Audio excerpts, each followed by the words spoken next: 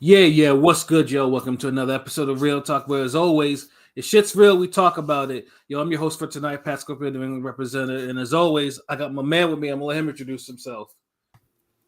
Yo, what it do? Jesus Shutterworth, the guy, aka the GOAT artist, aka LB Lauderdale Boss. You know what it is. Soul Wars creator, nigga. Ring Gang, El Capitan. Let's get it. World is a op. Sample Kings forever. Early 2025. Yeah, I know I've been saying November, nigga, but life been life. Yeah, Yeah, yeah. like yeah, The the, I feel that. That's what it the, is, yo. the label said, "Hey, yo, chill, like yo, just let this quarter end. We want you to get a few more tracks, finalize some shit. Maybe throw in the remix. You ain't got no features, nigga. So we trying to do the little ending shit. You know what I mean? Trying to finalize everything. So Word. yeah, that's what's taking it. But yeah. Sample Case Forever 2025 early, maybe January, February. Shit, that's what it is, yo. But yo, I got my other man with me. I'm gonna let him introduce himself. Hey, what's fly? It's Conscious Pod, the West Coast Avenger, preparing for liftoff. Let's get it. Ring it radio. Yes, Three's a sir. crowd. Three's a company. Three's go good. Because I was gonna say, I was like, wait, am I have to pause this like nigga like in that intro? But good. Yeah, 'cause I'm like three is a crowd. What the fuck? Yeah. But that's good though. That was a good remix. You know what I'm saying? That Three was Car Molly, R.I.P. Saphir. yeah, Sapphire. Yeah, yo, that I know. That dude. That was Ken. Hip hop. Yeah, it's getting crazy now. Like some of the rappers we grew up listening to now, like, but they're all prematurely dying. Like it's like that's just crazy to me, yo. And like you be thinking it just be randomly premature. Like nigga either could randomly get murdered or randomly get sick. Yeah, exactly. That's how hard it is now. Yeah, no, that shit sounds crazy though. But yeah, that dude is very, very, very underrated and slept in. He might be slept on more, like West Coast legend, like straight up. Yeah. I mean, unfortunately, most people probably know him more for his role in Menace to Society than his actual music, which is a damn shame, actually. Yeah. I mean it'd be like that. Sometimes you gotta just get in where you fit in. Oh, facts though, absolutely.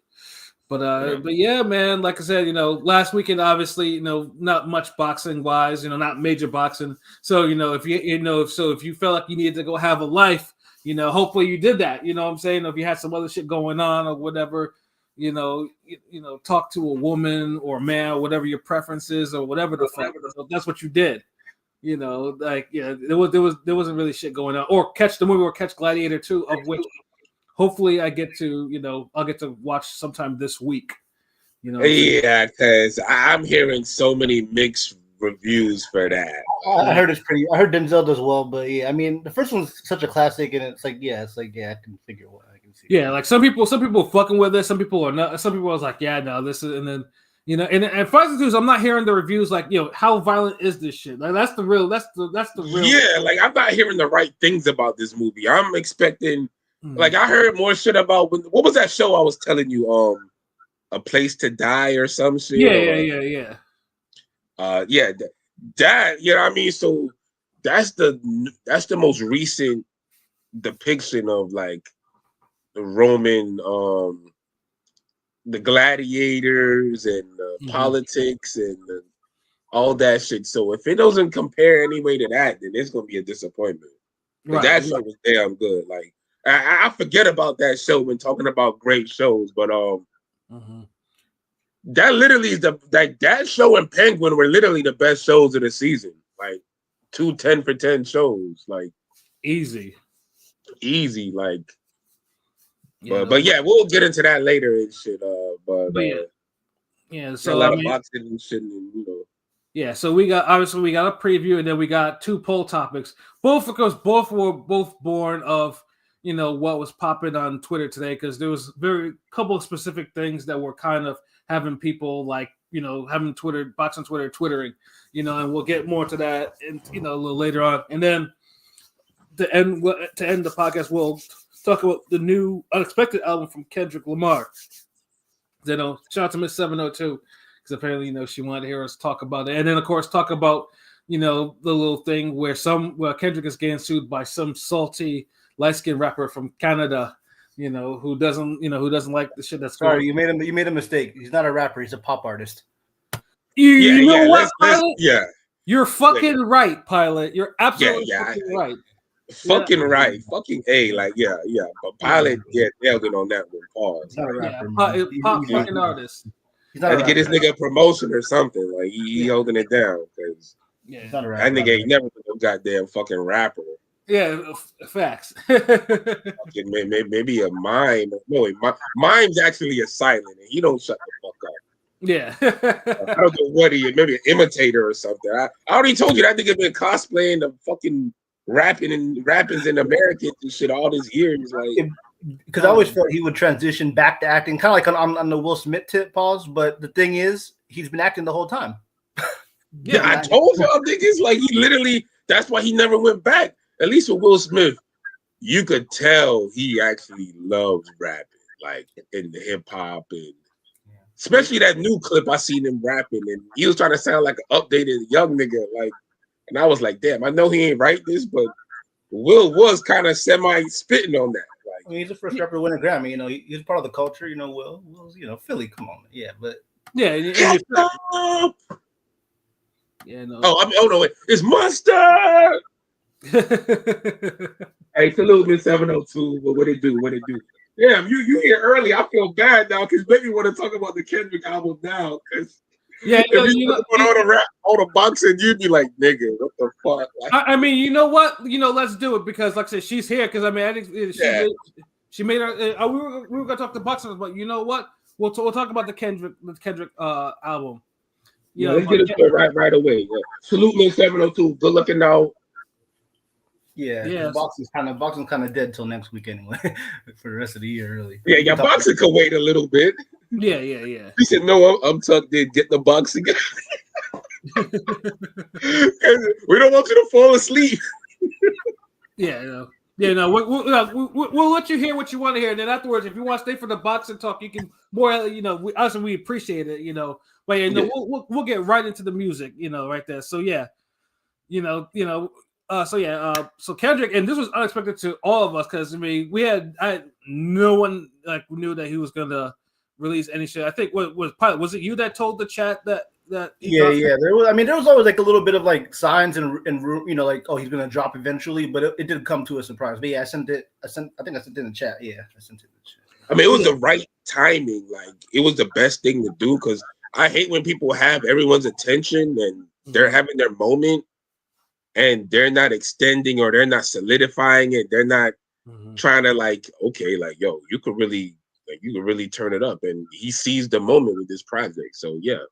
Yeah, you know, GNX, man. And, you know, because this is the first album this is the first album I think this is like this is Interscope through Interscope Records, because I think this is the first album after he left his Top Dog Entertainment and Aftermath too. So this is like, you know, his first quote unquote free album, you know, his own shit, basically. Yeah. Kind of. Probably Interscope probably still funds him, but you know what I mean? It's his label, his shit. Right, and of course, GNX is basically, why did he name it? Just for everyone, and it was curious, is basically because he purchased GNX as a model of a car, Buick Grand National Experimental. You know, I mean, some model cover, like, niggas is asking all of that. Trust me, bro. Like, I've seen it. It's one of those. Yeah, I forgot we in the era now. You know. Yeah, we're in that era. But, people are trying to say, oh, he's trying to copy the Carter 2, acting like Jay-Z didn't drop Volume 2 with the car. You know, I think he's paying homage to both. Dude, there's been too many rappers like standing next to cars on the album covers for anybody to bite anything. Yeah, they're not even being creative. Like, I say Too Short was one of the most creative with that Getting It album, because the way they have him on the cover as a jit, and then when you flip it over on the track list and he's a grown man standing next to the car. And, you know, so that's dope. But a lot of niggas ain't doing no shit like that, where they're like, okay, like, I'm a little nigga, then I'm an old nigga. Like, everybody in Cali, we got time this week. Yeah. Hey, K-Son, what it do? Salute. Chris Brown, what it do? Kendrick's body of work puts him in all-time talks. Nostalgia be damned. And the fun thing is too is, I mean, I wouldn't mind those conversations because he does. Like, I mean, he has. I mean, but I mean, it depends though, because a lot with Kendrick though, it depends, and on his, if because he's not for everyone. I will say that though. Like, there's like even I was slow with to really feeling Kendrick's music because no, I mean, I have to kind of I've been following him for from the very beginning, even before Section 80, like the one Overly Dedicated, we're for niggas. Yeah. So I was on him early, and I kind of I didn't really like Pimp Butterfly that much, but I listened to it recently, like from beginning to end. I was like, damn, it's a good album. I used to hate that. I used to not like that album, but his body of work, I mean, because most rappers only have 3-4 classic, quote unquote, really, really good classic, arguable classic albums, and his albums are good. Maybe Hold on, wait. Most rappers don't have 3 or 4 classic albums. What are you talking about? I mean, most rappers have 2 stamped classics. Most rappers. I mean, most rappers. Wait.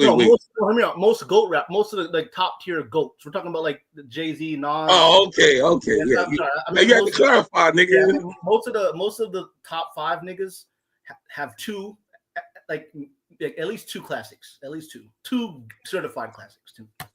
Right.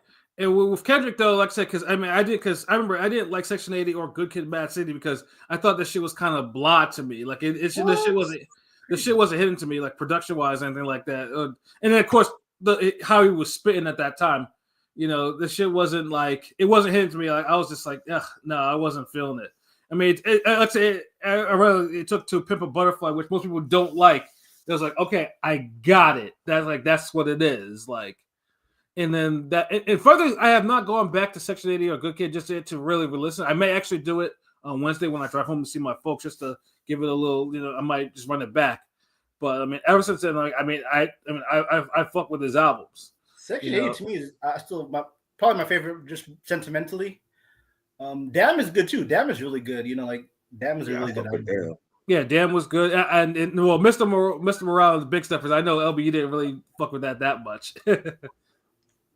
You keep saying that, bro. Like, look, we have like the proof of the album. We reviewed it, bro. We could go back to that.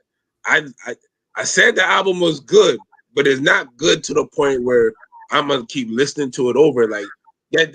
Honestly, this album was way better than Kendrick's last album to me. Yeah, it was. It was for sure. It was. Like I've already listened to this twice. Like, and I'm like, okay, I'm nodding my head to it. Like.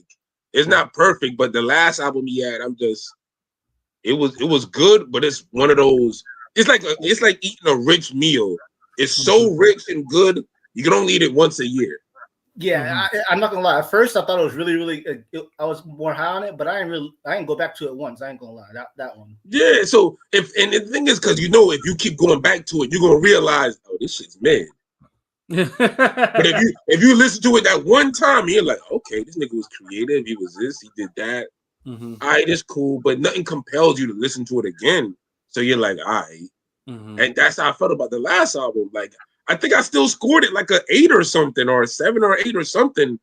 But it just like, nigga, I still listen to the Gucci Mane BG album that dropped like in January this year. Where? So certain shit grow with you, and certain shit stays with you, certain shit don't. But this is a more staying album for me for Kendrick. Like I can see myself listening to some of this more than this last shit. Yeah, no. And although I mean, the biggest thing with GNX right now is it's short too, because usually them Kendrick albums are long as fuck. You know what I mean? Like they, do be having some tracks, do be writing like. When he be writing for these albums, he do really be writing. They be coming with these No Limit albums, like, bro, chill, like. But this one, it was short and concise, and pretty much all the songs pretty much had something going on. Like he's a hell of a storyteller. I mean, that's pretty much the biggest strength with Kendrick though. The storytelling is like it's top notch. Now I don't even really see it as storytelling on here. It's more just. He's good at like rapping over different topics and shit, like in ranges, which a lot of people can't do now. Like that used to be a normal, like we used to have templates in hip hop where okay, we got the club song, the chick song, political song or my home or my miss my homeboy banger. like street banger. This now it's like niggas just be all over the place. So you're not really getting any type of narratives or shit on the album. You just getting songs. Yeah. I mean, they basically sound like polished freestyles or unpolished freestyles, depending. Yeah, so niggas are saying if you rap about a topic, if I rap about going to goddamn spring break, niggas would be acting like he's a storyteller. Like nigga, I'm just rapping about spring break shit, nigga. Like I'm rapping about the beach. Niggas are like, oh, look, he's intricately crafting a storytelling. Like no, yo, like this is regular shit, nigga. Like yo, that's all. That's facts, the thing. Like yo. with Kendrick, when it comes to Kendrick, I've realized, you know, what I prefer the you know the bars, the punchline, like you know, Jadakiss, you know, Cam, Fab. I like that kind of lyricism, and in a sense, Kendrick is. I'm not trying to be blasphemous, but he's kind of like Tupac in a sense where he may not be technically rapping rappity rap, but he makes good music. yeah, he's definitely fucking raps, nigga. No, Nobody I mean, doing all those fucking voices. It ain't like, rapping. the weird voice shit's weird and stuff. I'm just saying, like, the way he makes music is different than like, because to me, like a because he's not trying to bar you to death with how pretentiously lyrically he could be. It's more, I got some shit to get off my chest, and you gonna fuck with some of it, and that's it. Because to me, like Fab and Jada are quote unquote nicer than Kendrick, but they're not the same artists. I'm just saying, like, bar Yeah, for they're bar, definitely not the same artist. Yeah, I mean, but they can. I think like I prefer their like they can rap real nicer. You know. Yeah, I mean, Yeah, like people gonna say Kendrick's a better artist, and the thing is, we gotta like niggas gotta stop this shit. And it's funny because goddamn, it always comes up with Kendrick Lamar because. Oh, hold on. Ice-T had a landmark cover with that. Yeah, he did. My bad. Like, but you've had some iconic car covers in hip hop, especially on the West Coast. Like, absolutely. So niggas jumping out the window, like, no, chill. But yeah, fucking the Kendrick shit, like he made a dope album this time around. Like, yeah. Y'all gonna go track for track or this is just 12 songs? We can. I mean, we can go track for track. You know what I'm saying? I have no problem with that one. All right, well, let's get to it. He rap his ass off, but talking about more than average. Yeah, it's like he gave like a reset, gave me something different. Yeah, exactly. Like we need that sometimes. Though. Yeah, like the first track on there, Whacked Out Murals, like, you know, that one, like, dude was spitting, like, dude was like, okay, you know, dude was spitting like he had to get some shit off his chest. You know what I'm saying? Like, yeah, dude was like, there was I mean, even for him, like, I mean, like, the lyricism was kind of like, it was where, like, okay, like, dudes just wanted to make sure the shit opened up and it was cinematic and with some, you know, with some shit he had to say. So, I mean, I was definitely fucking with it. I mean, I'll probably if for an opener, I'd probably give that shit like a 9, or maybe even a 10. I haven't decided because, you know, we don't do halves here. Yeah, I can feel. It took me listening to it today to appreciate it more. Because when I first heard it, the voice took me out. I was like, "What the fuck? Like, who raps like this? Who does their voice like?" He was sounding like this nigga Kendrick be sounding like he's a kid having a temper tantrum. Right. You know, like a kid is about to get angry, but he sounds like he gonna whoop your ass, but he knows he can't. Like, you're a doo-doo head. You ain't take me to the park. Like that nigga about to start balling. Like nah. Like, but he be spitting. So once I got over that the second time, I was like, yeah, this kind of not. I mean, I did feel it the first time, but like I couldn't give it a 10. I give it a 9 though, because the voice shit, like I can't. Like just rap normal, nigga. God damn. See, that's the thing. Like I would like if niggas gave me like, yo, bro, like if you could listen to 24 hours of their music, Jadakiss or Kendrick, I'm gonna pick Jadakiss every fucking day. Yeah, because Jada has one type of flow and voice, really. So it's like, but it's just like it's unique though. But it's not pitching all over the place. The thing is, he ain't gonna annoy me. That's what it is. I'm like Kendrick. if I listen to 100 Kendrick songs, you'll go through stretches where you'll like 5 or 6 songs at a time and be like, yo, this is dope. And then I feel like you're gonna get to some stretches where you're like, all right, man, what the fuck? Like, nigga, this alien terrestrial shit off my ears. Like, well, Miss 702 is a West Coaster, just hear props from Pascal. No, Miss 702, I know, right? Like, geez. No, you haven't heard. Like I told you what West Coast rap like. I mean, I absolutely love fucking West Coast rap. Like, you know, you never heard me talk about it like that, but I do. I truly do.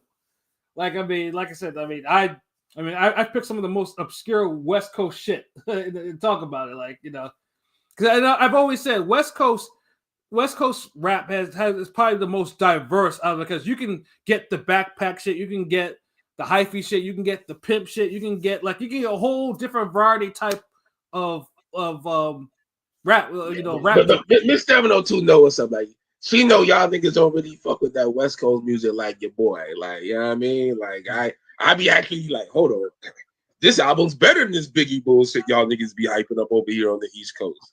Yeah, see, yeah, LBB. I go real hard with it. Like, I stand on it. When my fucking battles and shit coming up, I'm like, hold on, let me play some damn West Coast shit, nigga. Like, hear ye, nigga. Like, yeah. LB going. I mean, and I'll be like, I mean, I don't like. I'll be like, hey, you know, Cook, do that shit, you know, because he be making niggas mad, not me though. Because like I said, though, it is what it is, yo. But yeah, because you know they gonna have their little allegiance to the East Coast, but you know it's West Side Rider, like, you know what I mean.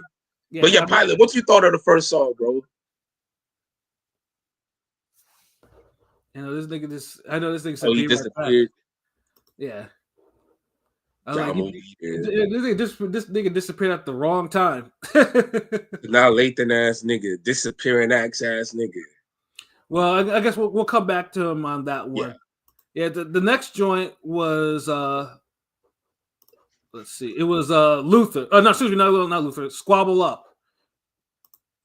Squabble Up was dope. I don't like the get that fuck out of my face. I hate that part. Good God. Like, I'm like, yo, like, I hate hearing that part, but that song's by the 9 too. Yeah, no, I was loving. Yeah, he was spinning. I was loving the beat too. But yeah, what you just said in terms of that song, that part stopped it from being a 10. So yeah, that needs to be a 10, but I just couldn't get it. I don't like that. Like, no, bro. Like when you got a beat so hard like that, you chill. You know, you lay off the little extra shit. Like can somebody just get it?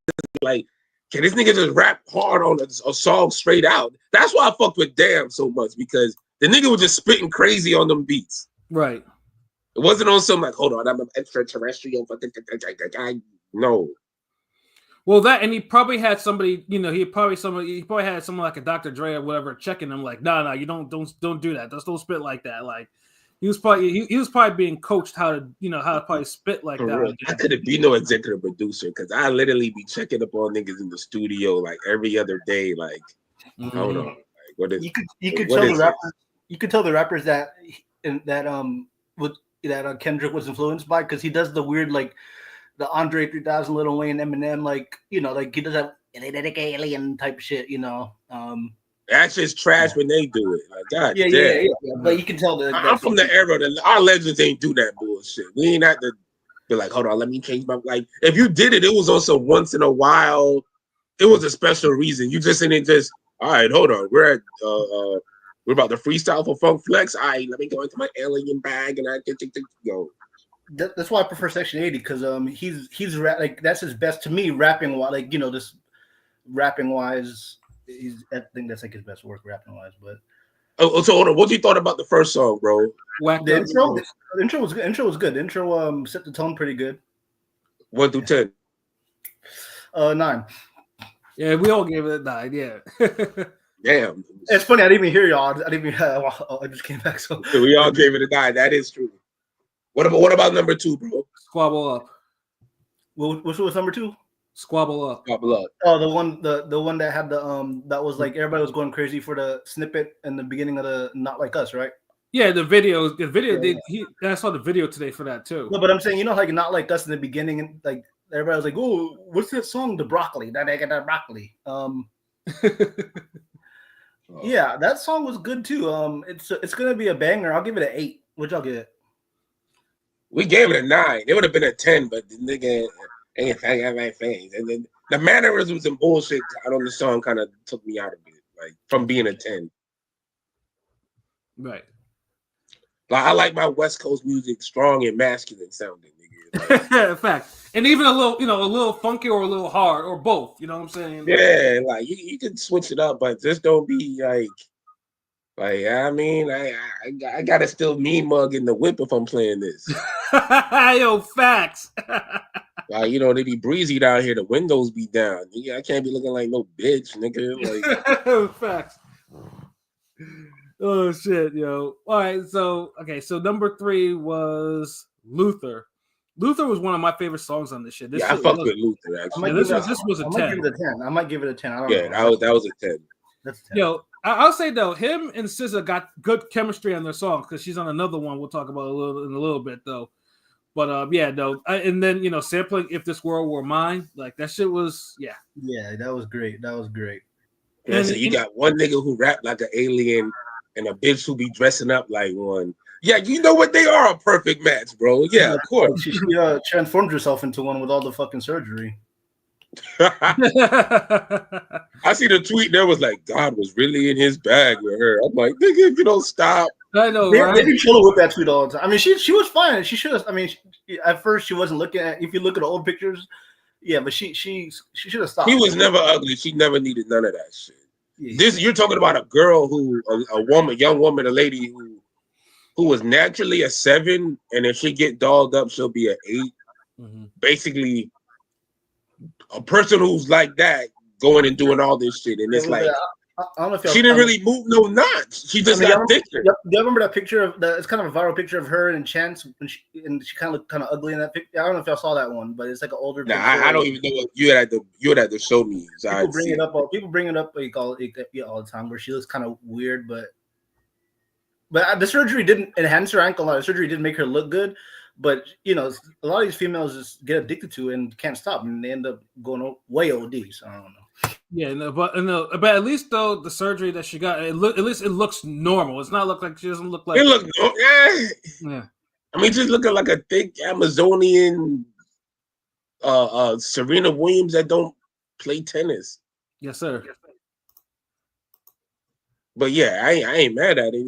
It's good to look at. It's cool shit. But it's the music what's important, and she's still making good collabs and music, so it's cool. Yeah. That was easily that song was easily a 10. Like just for the fact they sampled a classic, a soul classic, and then he did it justice. Not no weird shit. It wasn't the weird. Yeah, like just kept it normal. Jeez. Mm-hmm. Nigga ain't started trying to rap backwards and shit. Yeah, him and SZA could do a duo album. I think him and J. Cole could have done one pretty good, but him and SZA have a great chemistry, like Pat said, for sure. Yeah, if I was them, I'd try to capitalize on like an EP or something. They both do like maybe 5 or 6 songs together. Yeah, easily. But then that might take away the magic from it either, the two. So who knows? Because some people they make good collabs, but you're like, we like y'all every once in a while. So I don't know. That might be it. It's not like a Nas AZ where we're like, we felt cheated. We didn't get no more music from these niggas. Right. But I mean, we'll see. I mean, who knows? Like maybe like one of those songs will get a video or whatever, and then hey, it might be organic and like okay, yeah, maybe we do need to do an EP or something like that. But I would absolutely welcome it though, straight up. Yeah. All right, let's see. Track number 4, Man at the Garden. I will say this for Man at the Garden, though, because the production, I mean, on the beat, it's really stripped down. Like, it's stripped down as fuck. Like, yeah, this is like a 5 for me. I ain't like this. Yeah, like, I mean, dude was spitting, but the beat, though, was just, it was one of those beats where, I mean, if the goal is for him, like, okay, let me, I want y'all to hear this real raw shit that I'm talking to you. Fuck all that. This sounds like some shit Nas would pick out the rap on, nigga. I'm good.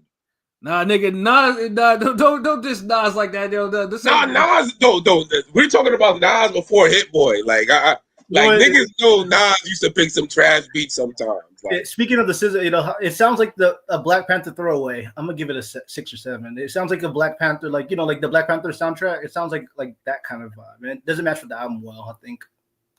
You're talking about Man of the Garden, right? Yeah. It sounds Yeah, like a throwaway, like a track from like that kind of like sound like a Black Panther ass song. I don't. Yeah, I mean, it probably sounds. It probably felt like the beat was probably not mastered or finished or anything like that. It was just okay. Look, this is probably just maybe like a certain like a backing on the track. Okay, and then just like and then he was probably like in his creative phase, like what, let me try to spin with this, and then after and then see if it will stick. But yeah, no, I'd give it a 5 too. Yeah, it was just that's the purple song on Stillmatic. Yeah, we're not purple. What's it called? Smoking or some shit? No, Smoking, not Purple. Purple was purple was a classic. Smoking. Smoking was horseshit. Like I said, that beat could have been a lot better. They just gave up on that. Hey, salute Monkeys. What it do? West, y'all. All right, number 5. Hey Now, what are we thinking? I mean, I will say though, the shit the bass on that song was kind of because I listened to this shit in my car. The bass was hitting into my car. Like I didn't think it would. I fucked with this. This was about a 7. It was a dope. I like that dude Dodie Six. The kind of random guy on the end added a nice touch to it. Pause. I give it an 8. I like this track. I like Pat. I was rolling around in the car driving, listening to that one, and it kind of vibe. So I'll give it an 8. Yeah, definitely a car track. Yeah, I fucked with it. Yeah, I mean, I'd probably give it an 8 too because I was like, God damn, like okay, this is like because I think that was one of the songs that I listened to before, and then I ran that shit back because I was driving. I was like, okay, like this is a car joint. Like I could dig it, you know what I'm saying? But yeah, no, that was a really good track because because especially coming after a stripped down track like that, I'm like, okay, that's what's good. Yeah, you had to wake everybody back up, bring everybody back into this shit. Hey, salute Android. What it do? Now, I have mixed feelings about the next track, Reincarnated, because it samples a total Tupac classic, Made Niggas. However, for me, his voice didn't fit the beat, if that makes any sense. Like he's trying so fucking hard. The beat is what saves it, like in his energy, but yeah. Yeah, and he was spinning with energy, but it was just like the song, like I mean, when you hear Pac and the Outlaws go off on that shit, and it just sounded like he was trying to imitate Tupac like energy and the flow that he usually used, and it didn't work to me. I mean, it worked a little, but it just don't fit him. Like if he would have tried to rap more songs like this, it would have bombed. So yeah, this probably like another 7. Yeah, and really, it's just. I mean, he was okay with it, but I wasn't impressed. But the beat was what I said because that beat is so fucking hard. Yeah, that's one of the best fucking Tupac beats ever. Like, boom, boom, boom, boom, boom, boom. Yeah. So I mean, that's definitely a 7 for me. Like, I mean, that's 7 for me because if he had done it, I mean, honestly, if he had probably maybe put a little bit more bass in his track or whatever and made his voice a little deeper, he probably could have pulled that shit off. Like, he could have pitched lowered the pitch on his voice when he was after he recorded, and that shit may have worked. Yeah, this nigga sound like a teenager trying to grow up on and spit. Like, no. Yeah, and I think to low-key that beat might have been too hot for that nigga though. Seriously. Yeah, that it could happen. Like it's one of those things. Mm-hmm. Like, and I had to learn this as rapping myself. Like, sometimes like every dope beat ain't for you. Right. Meaning, like you could love a beat, it can sound dope as fuck. You could imagine yourself rapping on it, and you will rap on it, but it just. It's like you have a certain ceiling on it, like with your style or your voice, whatever. It's only going to be this hot. Like it's not going to be hot as if you gave DMX and shit or something. Like facts. And that's what I had to learn. Like every hot beat ain't for you. Like this is one of those. Like this is a hot beat that like Kendrick could have just left there. Like yeah, it ain't for you. It's hot though, but yeah. Pilot, what about you? What do you think? The Tupac joint, right? Yeah. Yeah, I'll give it a 7. Yeah, like I mean, people were hyping it up a lot because of the Tupac, but yeah, it wasn't one of the strongest songs on the album for sure. But it ain't bad though, and it's No, it's above not a average. bad song. It's not a bad song. Well, like I feel like when we give 7, it means it's like a little above mid. I don't know. Hard to. I feel like whenever we, Nah, 6 is little. No, 5 is mid. Like 6 is a little above mid. That's like that's 7 like a means bitch. 7 means A 7 is actually like you're getting into dope. Like okay, like I could fuck with this. Like it's like that the Kali the EHH emote. That little. Yeah. hold on. Like wait, this guy. Like okay, like say if you're eating something and you smile out the corner of your mouth a little bit. That's a 7. You're like, okay, like, all right, I'll fuck with this. Like, but you ain't like, oh shit, nigga, like, what the fuck is this? Like, that's 8, 9, and 10s. Like, it was like a bowl of Chipotle. like remember, if mid is mid, a 6 is mid with a fat ass. Facts. A 7 is mid with a fat ass and a cute face. That's 7. So a song 7 is like, okay, a dope beat and some decent bars. And your preference will let you know how much you'll like it. So yeah, usually a 5 or a 6, a 5 is literally like average beat, average lyrics, average everything. A 6 is like, okay, the nigga rapping, but I ain't like the beat, or the beat hard as fuck, but this nigga rapping. So y'all listening out there, a 7 is still respectable.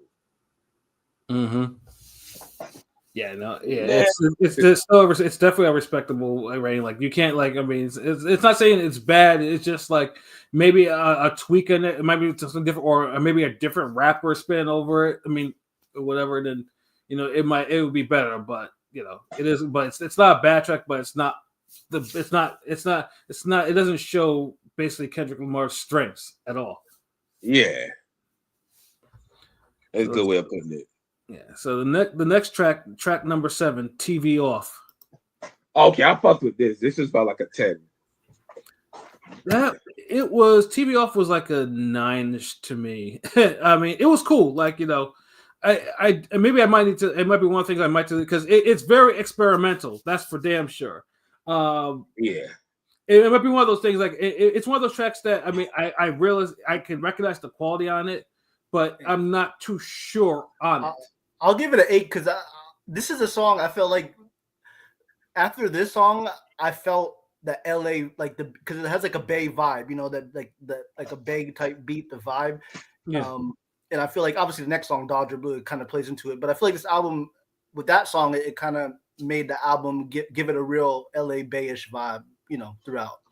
Which is great because we need more albums that start sounding regional and promoting sounds and diversity. I mean, y'all would agree. It sounds like a Bay-ish, like a West Coast, like a true West Coast album. Yeah, and I love that shit. Like, I'm tired of listening to. I don't want to hear a nigga from Compton sound like he came from goddamn Queensbridge. I don't need a nigga from Atlanta rapping like he from goddamn Chirac. I don't need a nigga from Florida sounding like he from Texas. I did like that. I did like that LA, like when the blog era when they had all these the LA rappers rapping like New York niggas.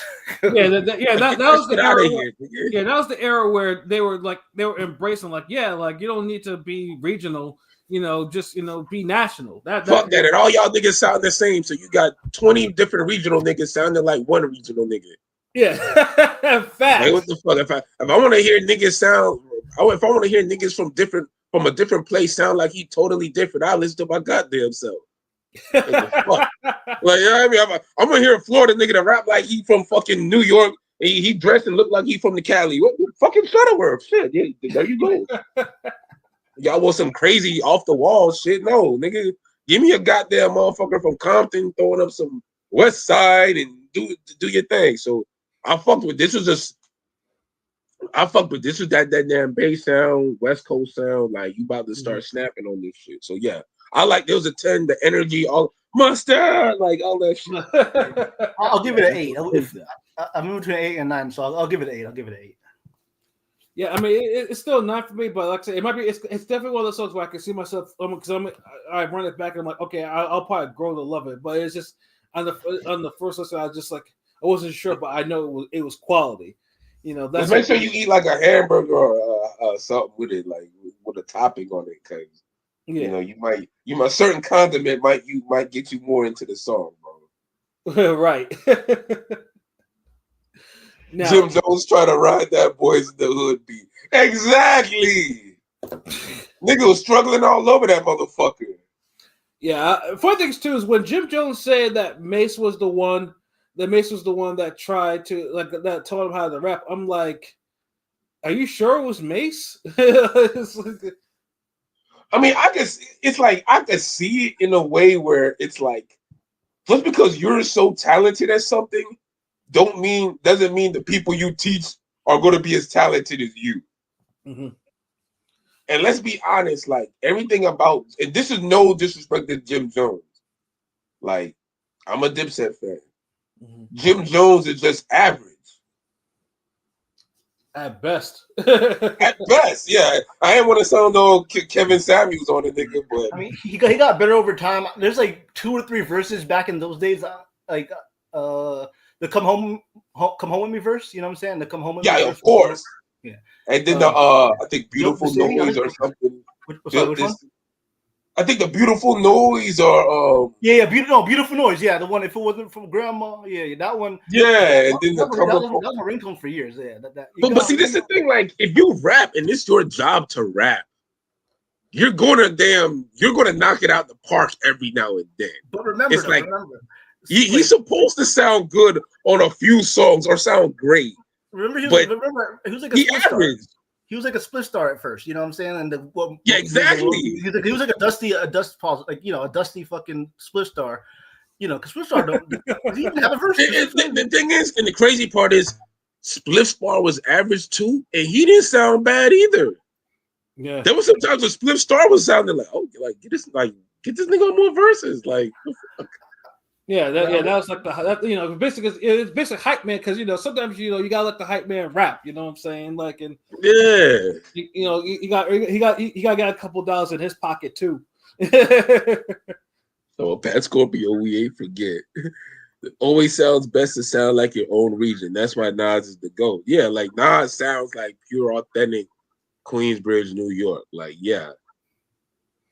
You know what I'm saying? But the next track though. I mean, I loved it, but it was so goddamn short. Dodger Blue. Yeah, I love the beat on this. This is 10. I'm gonna give it a 10. Yeah, I'm gonna give it a 10. Yeah, it's a 10 too, but it's one of those 10s. It's like, I mean, it's quality as it is, but I just wish it was maybe a minute longer or some shit like that. It's a King P9. No, yeah. I gotta say, you gotta give it because it's too short. Like, but I'm not King P, so it's a 10, nigga. Yeah. I can enjoy me a 2-minute song that's fire. Yeah, because again, how I mentioned before, the track before set the LA tone a little bit. This one with Dodger Blue, you know what I'm saying? Mm-hmm. You bring up a good point. The track listing on this is superb. Yeah, for sure. Like the sequencing, everything just kind of blends in together. Like sequencing.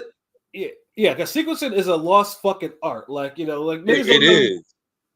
Like they're like motherfuckers are thinking like, okay, yeah, we'll have all the hot songs in there, and then and then they'll have a whole bunch of mid in the middle, and then maybe one fire song at the end, nigga. So it's just like, they be all over the place. And the reason I really appreciate it now because I'm in the process of finalizing the track list of my album with Clanarchy, and so I could appreciate listening to something that's flowing and then it's, it doesn't sound like, because people think sequencing and track listing, your album's supposed to sound like one long fucking song. No, not at all. No, it's just supposed to sound like some songs that belong together, nigga. That's all shit. Yep. Yeah, absolutely. And he kills this. He kills that aspect of it. So yeah, salute. So it's a 10 from me. I know King P would probably get us a 9 because he hates anything that's a short version. Like, I mean, there are some songs they're short, and they really shouldn't be short. But I get it, you know. I get how he sees some songs sometimes, but this is one of the songs that's like, damn, I wish it was longer, even though it was fire. I mean, I feel you that, but nigga be like, nigga hated on my damn storytelling song for it was too short. Like the motherfucker was an assassin. He broke in, shot some niggas, and he escaped. Like, goddamn, like I can't rap that for 5 minutes, nigga. Damn. Like, what you want me to do? Like if an assassin song takes longer than 2 minutes, then he fucked up somewhere. I mean, unless he's kind of basing it off, like, you know what, Kool G Rap has these long crime narratives. Yeah. But a hitman nigga, you know what I mean, running up some stairs, go sniping niggas by about. I mean, damn, like I ain't expected a nigga to be. Just imagine Gogo 13 telling you a story, nigga. Like that shit ain't gonna be no 10 minutes. Like that nigga gonna make that shit happen in like 10. Like John Wick could tell you a story about some shit, and that shouldn't be 2 minutes tops. Right. But yeah, sorry, King P. But yeah, nigga, we ain't gonna penalize the shortness of the song. Facts. You know what I'm saying? But let's see the next track. The next track was also a short song too. Peekaboo. I fuck with Peekaboo. I thought that the hook, especially that hook, was fire to me. I kind of remember Peekaboo. I think this is maybe like another 7 to me. It didn't stand out like that. Yeah, no, the hook was fire. I thought the beat was fire too. But it wasn't bad. This is a song. This is where I will penalize it for being a little short. You know, I mean, it's an 8. I'm gonna give it a 7. It's an 8 for me because I really did like the track though, but it was just like, come on, like I mean, I can't. You know, I was like, you know, I can't take 2 short songs in a row like that. Like one was a fire song, like, you know, one's gonna get the penalty, and then, you know, because. I feel that I can respect that. It's like, hey, nigga, like you kind of cheesing on these short Cormega album, these Cormega size songs where, you know, Cormega be having songs that be like 2.5 minutes long and type shit.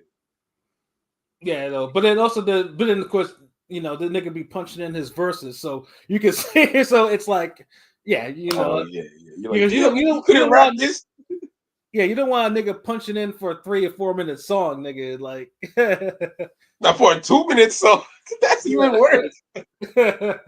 Imagine you have just a 20-bar verse, and you had to punch in on that. Yeah.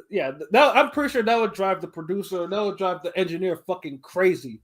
Which is crazy to me, because it's like if you listen to like older Cormega, it didn't even sound like he punched in as much. Like I'm talking about before the realness came out. Right. Because what's the shit I was listening to? You see the Benjamin and VVS friends playing Little Kim part of the Benjamins? I ain't a player. I just wear Timbs. No need for gators. My feet can't swim. I'm in Reno, Nevada, sipping pina coladas. How many niggas to see Montana, man? The smoothest killer since Busby. Women love me in polo jeans and rugby. You get hated and love it. Imitated the debit. Like, I know he had to punch in for that shit. Yeah. Because it's like you could just say one part real fast and they're like, okay. But he was spitting on that shit. Right. And hey, you know, an engineer worth his salt can do all that shit. Because if an engineer can't record his punch-ins and make that shit sound like an actual song, then that's not a fucking engineer. You know what I mean? Yeah, you need to holler at DeVry or something. Like. Right. Peekaboo though, like I said, I mean, I didn't mind it, but yeah, I had to penalize again because you can't have two songs like that. I was like, yeah, no, I'm sorry, but yeah, that's a slight penalization.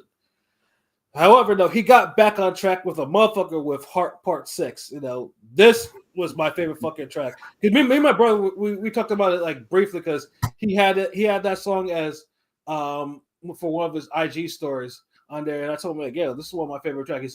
He's like, bro, mine too. And we were just talking about this, yo. No, nigga, shut up. Anyways. Yeah, it's 11 for me. Yeah, y'all like this demo? This is like a 7. I mean, I ain't gonna like SWV. Like I recently been listening. I mean, I listened to them when I was growing up, but I listened to them a lot lately. So I fuck with this track a lot. Yeah. Shit, nigga, I loved SWV. Goddamn it, I still do. And shout out This to motherfucker trying to get ready for a goddamn R&B battle. Real quick. What would y'all rate Coco's voice in terms of like as a singer? She's top notch. She can sing her ass off. Yeah, like she was good. you can't call yourself sisters with voices and your voice ain't elite, nigga. Yeah. Coco's voice is legendary. Like yeah. And like I said, because I mean I love SWV. Shout out to Jay for having for telling SWV how much of a fan I was and Lily showing me some love. You know what I mean?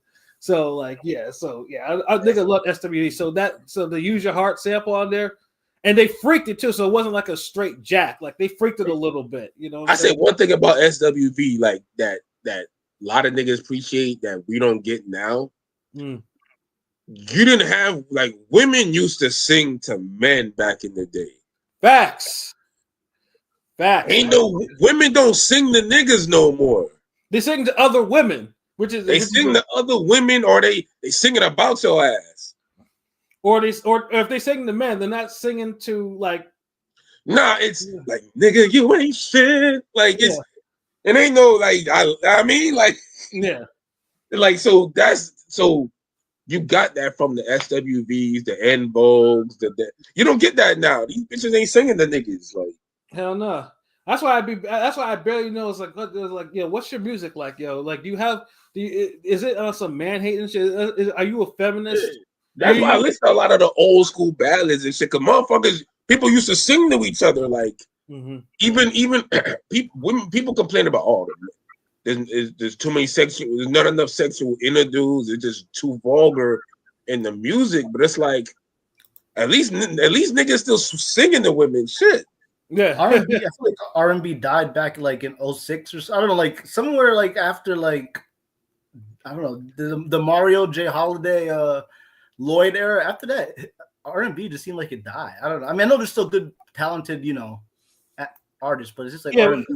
Yeah, but the thing is though, you shouldn't have to dig in the crates literally just to go find some shit. Yeah, we used to do that for like underground rappers and shit. But if I gotta dig in the crates for a goddamn singer, then. If I gotta dig in the crates and go to a gospel show at the church, because the church always gonna have good fucking singers, not singers, singers. Of course, my nigga, of course. But I don't be up on goddamn. I don't watch damn Mary show no more and all that shit, nigga. Like I don't be up on that. I remember the gospel rap. Yeah, I know Coco and them. I think they came up in the church too. I mean, back then. Well, they all did. Yeah, they all. Especially Coco. Her mom is like is a gospel singer. Yeah.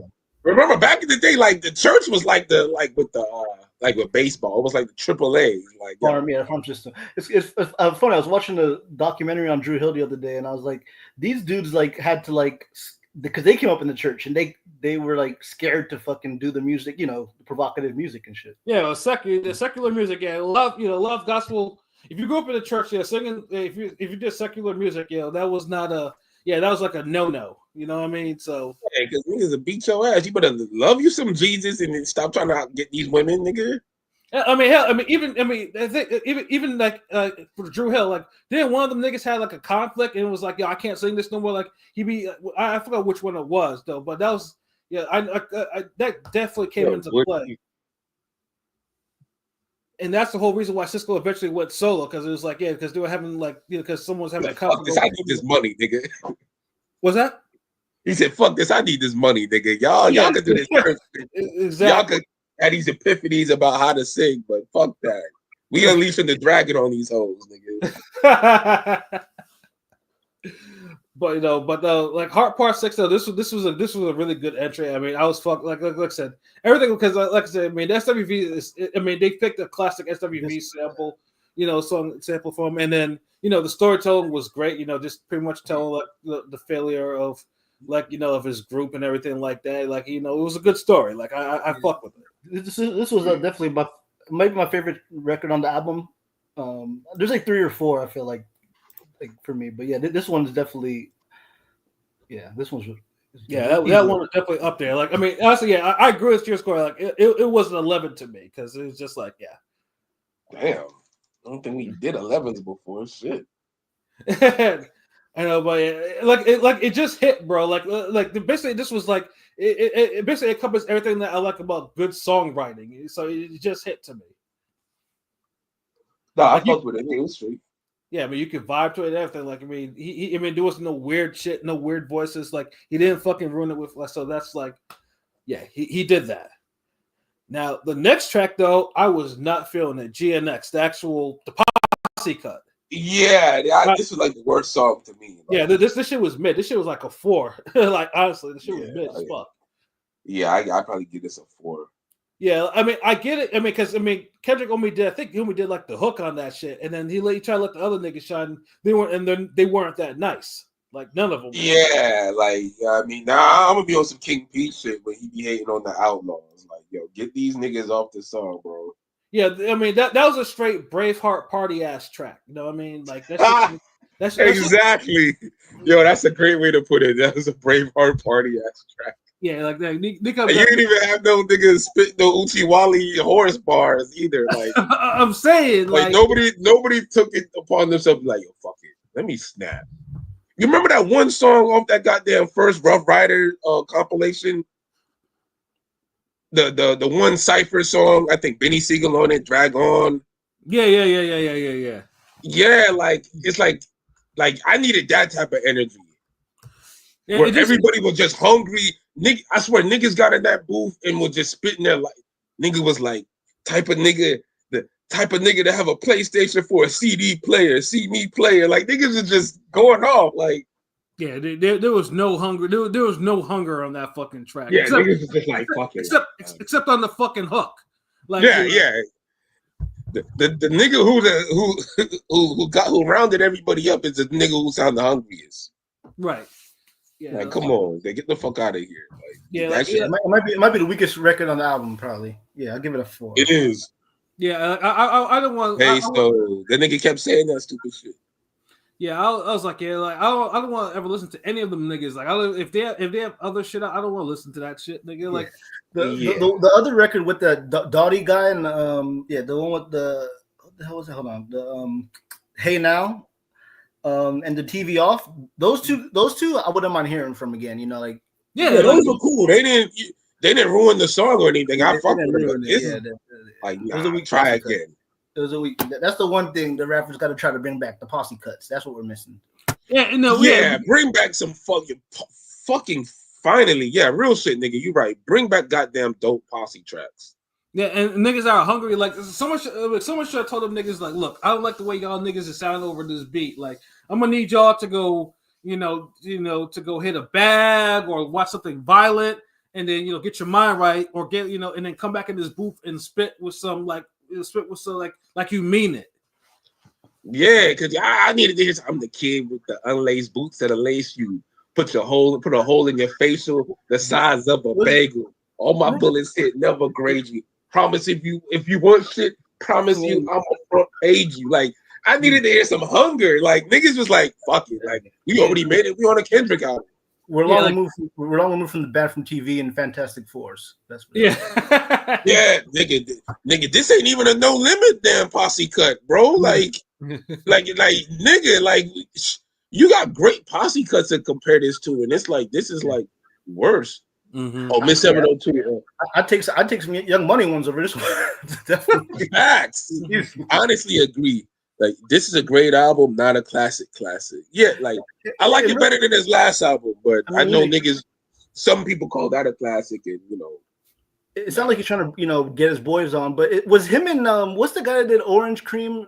Was that his real cousin, or was it like some fake shit? Because he hadn't been on track since. You know that guy that did the what's his name? Hold on, Orange Cream kid. What the fuck? Kendrick Lamar's cousin. Hold on, y'all know what I'm talking about? Hold on. Oh, think about the Orange Cream. Baby Keem. Ah, baby, yeah. Because remember, like this, they randomly said he was his cousin, and they had that one record, but they ain't shit since. It's kind of. Oh, weird. I mean, it was Orange Soda, not Orange. Orange Soda, yeah. I got mixed up with the cream. Yeah, Baby Keem. I mean, that shit went plat too. I mean, who knows? I mean, maybe he cut him off. I mean, the man did say he cut off his grandma if she ain't seen shit right, nigga. So Yeah, and remember, because even in that song, that Heart song, like, I mean, he did mention that, why, certain relationships that kind of like failed, like music relationships too. So it's like, I mean, that could be, I mean, who knows? That could be a reason. But I mean, who knows? Maybe we might hear him on a Kendrick track later on down the line. Who knows? But that Posse cut though, that shit was not it. And if that was the last song on the album, I would have been like, that's a sequencing fuck up. But at least the album ends with another quality song, Gloria, with another SZA collab. Like, that song was, I mean, I thought Gloria was dope as fuck. I'm gonna give that a 10.5. Yeah, that's a 10 for me. Damn, me. y'all killing me with these. Well, see, like at the beginning, this was like an 8, though. When I first heard that sample, I thought it was some random old school Japanese R&B song, but I guess it was some Mexican or Spanish woman. And it sounded like a sample. It sounded like a dope sample in the beginning of the record. Yeah, but come to find out, it's just some random Mexican lady singing in the hook or some shit. Singing. This nigga. But that was a strong song to end the album. Yeah, and like I said, SZA again. That's the type of song. Yeah, SZA, they need to explore like an EP, like because SZA killed that track. But yeah, that's why I was like, yeah, it ends the album on a high note. But yeah, like Miss 702 said, like it's a really good, it's a good album. It's a great album. Classic.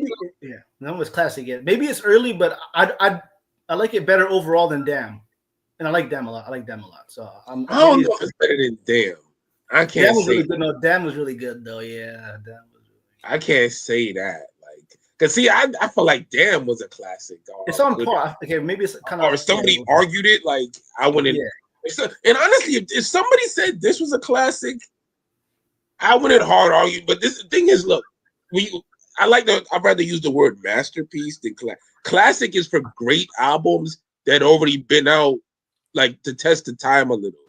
Like, like you need 2 to 5 years is something a classic. Like, people call it classic right away. It's kind of come on, you can't call it a classic. Yeah, but Kendrick fans do this for every Kendrick album. The album just dropped an hour ago. Niggas a classic. There was a period of time, and I still see the tweets now, but like it made me kind of have some disdain for Kendrick because his fans go OD a little bit, calling him the GOAT. Like, like you see that sometimes the slopping's crazy. Mm-hmm. It's like it's just a damn but it's like none of these niggas ever to read like Kendrick's the closest one of the last like couple eras to I could really put up there, but you know what I think it is? It's like young niggas like how like the people that talk about LeBron being the GOAT for sure, over Jordan, and that I think it's just the younger cats that want to be a part of witnessing the greatest, right? I guess. People our age. It's funny you say that because we were talking about because I was saying Jordan was better than them, LeBron the other day, and this nigga was like, "Nigga, I'm from Chicago." How old was he though? How old was he? I'm talking about what's his name? He was saying LeBron is better than. I'm like, nigga, like, Rome? I can't put LeBron better than Jordan. It's just I can't allow myself to because a lot of people because I see what people say now is because LeBron's playing at a high level now. The longevity, and it's like I get that, but that's like the whole Jim Jones argument, nigga. You trying to be nice now when nobody cares no more. Mm-hmm. I mean, you got to be hating if LeBron ain't top 50. Like, come on, but I can't say he better than fucking Jordan. No, I got to the point where, like, at first I used to hate it. You know what I'm saying? I used to hate it a lot, like when they would just call him the GOAT. But I can see why some people would say that. I can see why, I guess, but I can't see it. I mean, I'm not gonna argue with it. I can't see I can see it, but it's just for me personally, like he doesn't hit all the boxes. Like the voice thing is like that's a no for me. Mm-hmm. Whereas like I'm just at the point of arguing it because these stands are they'll go overboard, man. It's like if you want to say he's a GOAT, I mean he has all I know is Nas ain't have to switch up his voice 11 times to damn make a point on a song. Right. Neither did all these other niggas. Like So yeah, that's how I kind of I see. But, you know, like, but with that said, what I was my point was I was saying in regard to that, I kind of like got a little annoyed with the Kendrick love a little bit, but since the battle and this, you know, he's kind of he's justifying it.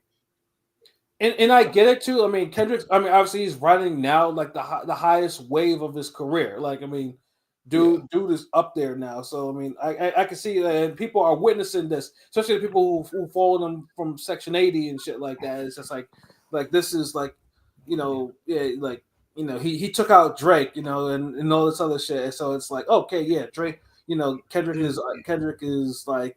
Is an all-time great. You know, remember he's supposed to be the part of the big three, right? Him, Drake, and J. Cole. And you know, whether you like it or not, that's the three biggest rappers of their era.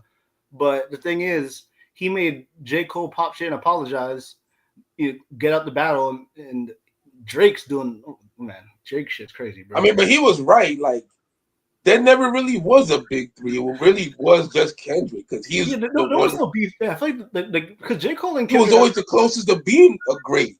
Them other niggas, I could never call no fucking Drake or no what's the nigga called? J. Cole and Kendrick were to me out of the big three. J. Cole and Kendrick are rappers. I mean, you know, they're MCs. Of course. Yeah. These niggas, they're rappers. I was a fan of J. Cole for sure, but you know, Kendrick is. He ain't have enough personality, man. Yeah, I mean, do y'all think J. Cole's raps better than Kendrick? Or? He does rap better. I think he does, but it's, you know what it is? Like, as a traditional MC, like J. Cole sounds better. Yes, but the thing is, he don't have that. I mean, he don't have this thing. He don't really have a classic album. It's unfortunate. I feel like that's the thing. It's like musically. Because I don't like to say artistry. I like to say musically because the rapping as itself is the art. Mm-hmm. So as a base level, J. Cole, I think, does rap better than Kendrick.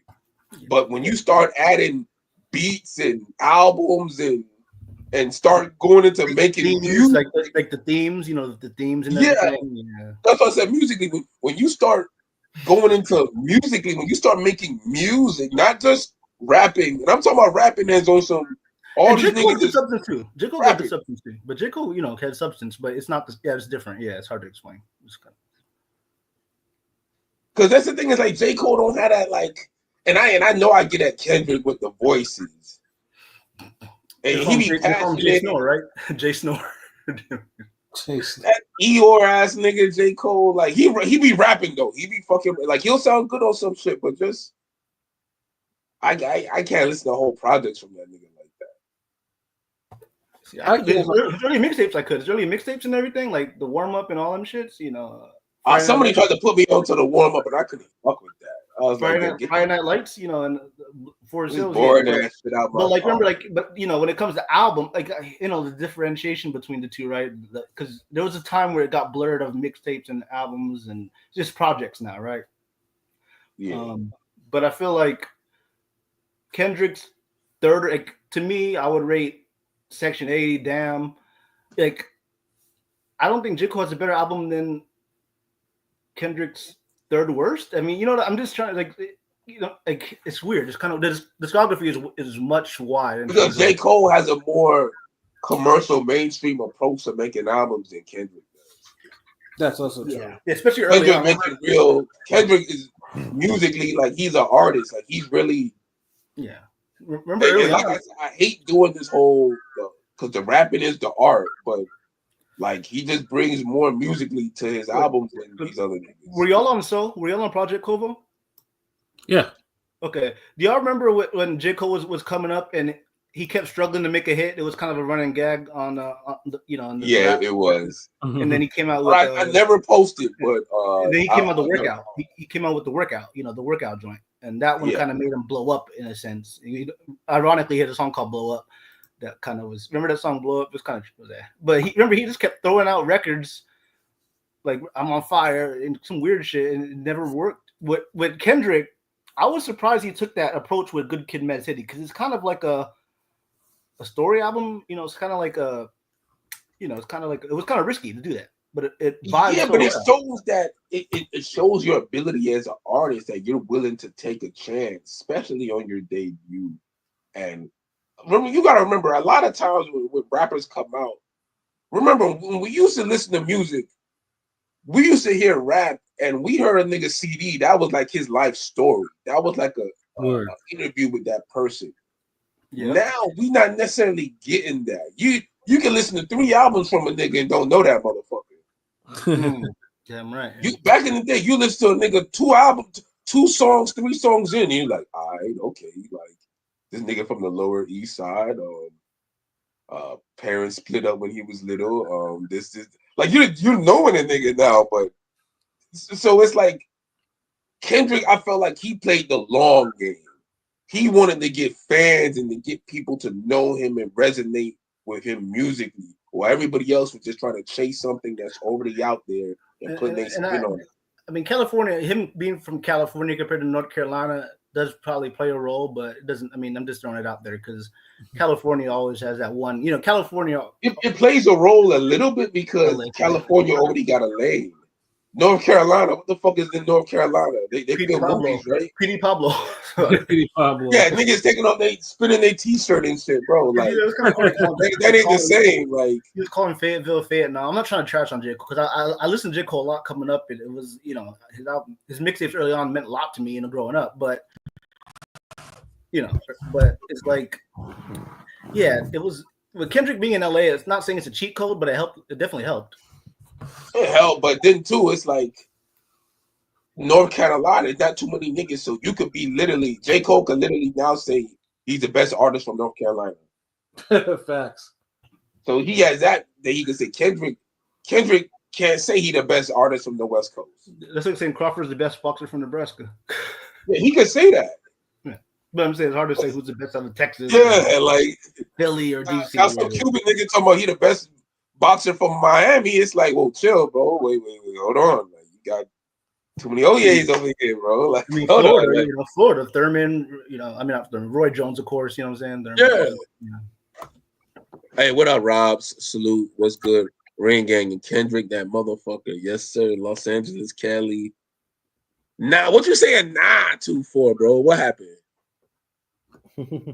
the Miss 702, that Eminem voice characters. Oh, that one Eminem album where he was doing that shit, I just lost my mind. I told my friends, like, bro, like, you bring this shit over here, we gonna have to spar for real next time, nigga. Like, because we I mean, boxing and music go, we used to train and then listen to music afterwards, and it's like, yeah, I can't, bro, I can't listen to this shit. Yeah, he was one. I gotta whip a nigga ass or something. Yeah. But like I said, but either way, I mean, I do appreciate at least. Oh, that bro, hold on. I'm sorry, King Pat. I mean Pat P. I mean Pat. You got it right. I forget. Oh, that Cole Better. From a base level rapping, it just like, well, no, I mean, when it comes like metaphors, similes, punch, it's like in terms of like that's rapping. Yeah, that's what I'm saying, bro. From like if one nigga gave you his notebook of rhymes, I feel like J. Cole gonna give you some nicer shit. But if one nigga gives you an album, Kendrick gonna give you the nicer album. Easily. It's like, so like I mentioned earlier, in the Tupac sense, Kendrick is like a lot of parallels to a new age Tupac. I mean, really, LA, the Hit 'Em Up in Not Like Us, or in the, it's his version of it. And he's in the sense, he's not bar for bar the nicest rapper, but he makes really great music. He makes great music with message and people resonate. But let's not act like he don't have the talent to do so. This is not like a guy like a Big Noid, for example, who base level. He's a talent to what? My fault. Talent to what? He has the talent to actually do that shit. Like, he's not somebody who like somebody like Big Noid, who doesn't do anything great, but that nigga could make great fucking music. Like, all his albums for the most part be dope, and he doesn't have no outstanding bars, no crazy witty lyricism, no crazy voice. Just some niggas just know how to make projects, and if you have the talent that Kendrick has, nigga, you need to be making 2 and 3 fucking classics, bro. You know who's the guy I don't want to shout out real quick that doesn't get mentioned enough, but his body of work is really, really great. I feel like Freddie Gibbs of this era is Nah, see, I'd rather listen to Freddie Gibbs over J. Cole and Kendrick. Oh yeah, Easily. Would you say Freddie Gibbs is nicer than Kendrick? Hell yeah, but he nicer than both of them to me. But it just he don't have the mainstream look like them niggas do. I mean, he got a little bit of mainstream, but not the machine. He don't have the machine like the that. machine's not behind him. Yeah, the machine. When if he fucking stayed out of the fuckery, it'd help his career. But a lot of times he tie himself to fuckery. And, yeah, he had that grape charge and the porn star shit getting jumped. Yeah, and all that shit. Yeah, it's a shame that Freddie Gibbs is a weirdo, a big one at that. Yeah, he's like the new age Game in that regard, right? The Game, because Game is a really weirdo, but he made good music. No, Game has not done what Freddie Gibbs has done. I know, but I'm saying like the first four albums, Game was really. I mean, the first two. I'm just saying, you know, Game a rapper's rapper, like Game. Yeah, but I mean, Game always going to be rapping his ass off. But the off the court, you know, off the boot shit, like they come off as real cornballs, unfortunately. Or they, you know, just come off. Yeah, but his shit wasn't as bad as Freddie Gibbs, yo. Freddie Gibbs was a whole Babylonian diva. Yeah, Freddie Gibbs shit is on a whole nother level. Well, I luckily didn't see that pic, so I don't or whatever. That's I didn't see that Freddie Gibbs shit. I'm gonna keep it that way. I'm a King P shit. Yeah, bro, like it's a whole other shit. When you're damn. I don't even want to go into it, but at the end of the day, I thought the Kendrick album was dope. Mm-hmm. Me personally, I see it's better than this last album. Definitely, I probably give it an 8, maybe 8 or 9. It's up there, maybe a notch below Damn, but I fuck with it. It's something that has more replay value than this last album. I know I'm gonna be maybe cutting up to a few more songs out of this, but yeah. Well, what y'all give it? Was his last album? Was it a double disc? Do you remember? I mean, this is digital age, so I meant his last album. Was it a double disc? I don't think. I mean, it's all digital to me, bro. So there's no double disc anymore. Well, I mean, sometimes when you look at the track listing that has like 24 records and it has like a line in between it, you know what I'm saying, kind of thing. Yeah, but I don't think it's a double disc because he just makes, like I mentioned before earlier.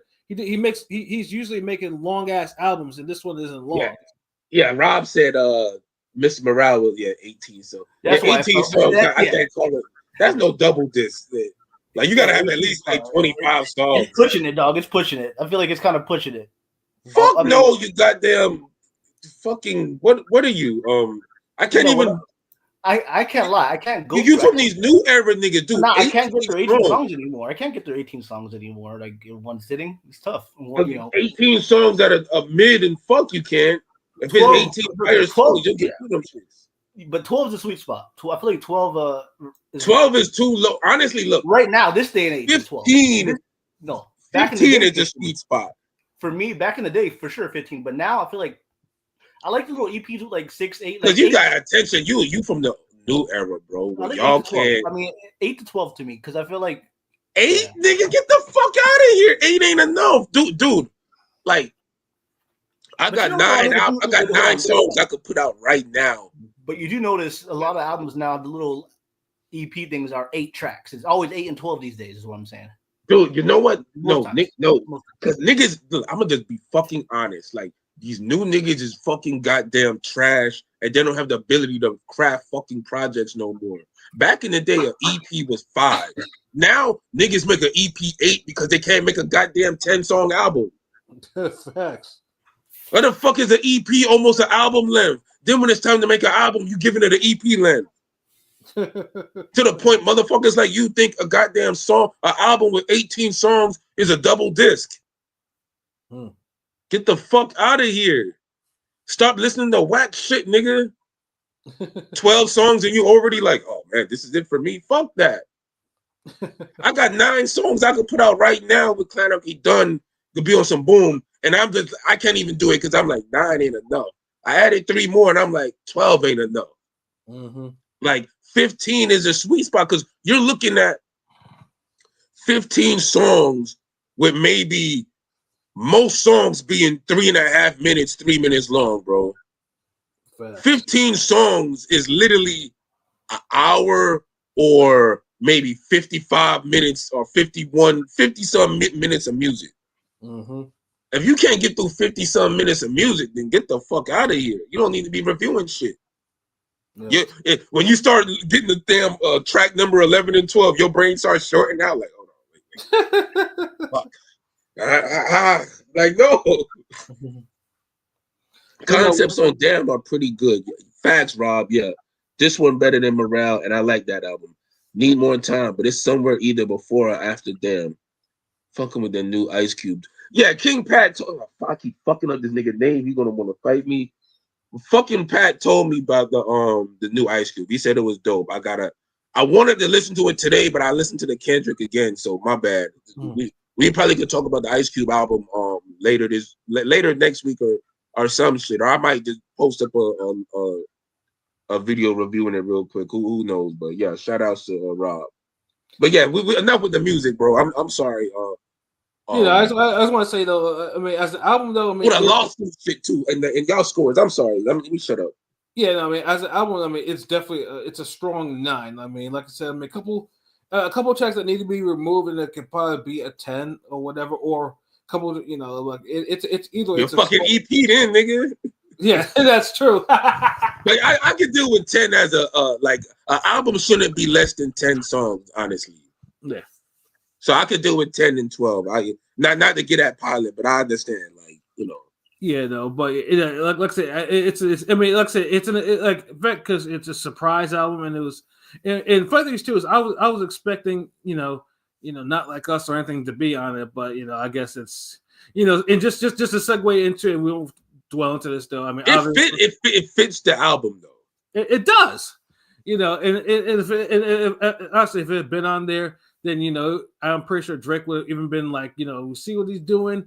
Yeah, like that bitch ass nigga. Yeah, segue, nigga. Yeah, just because I was about to touch upon it real quick because because right now I think Drake is suing Kendrick over this shit, and it's just like, okay, what happened to just writing a decent diss song back? Like he's suing, like, I think Universal or some music group because they think it's something with the they think the bots had promoted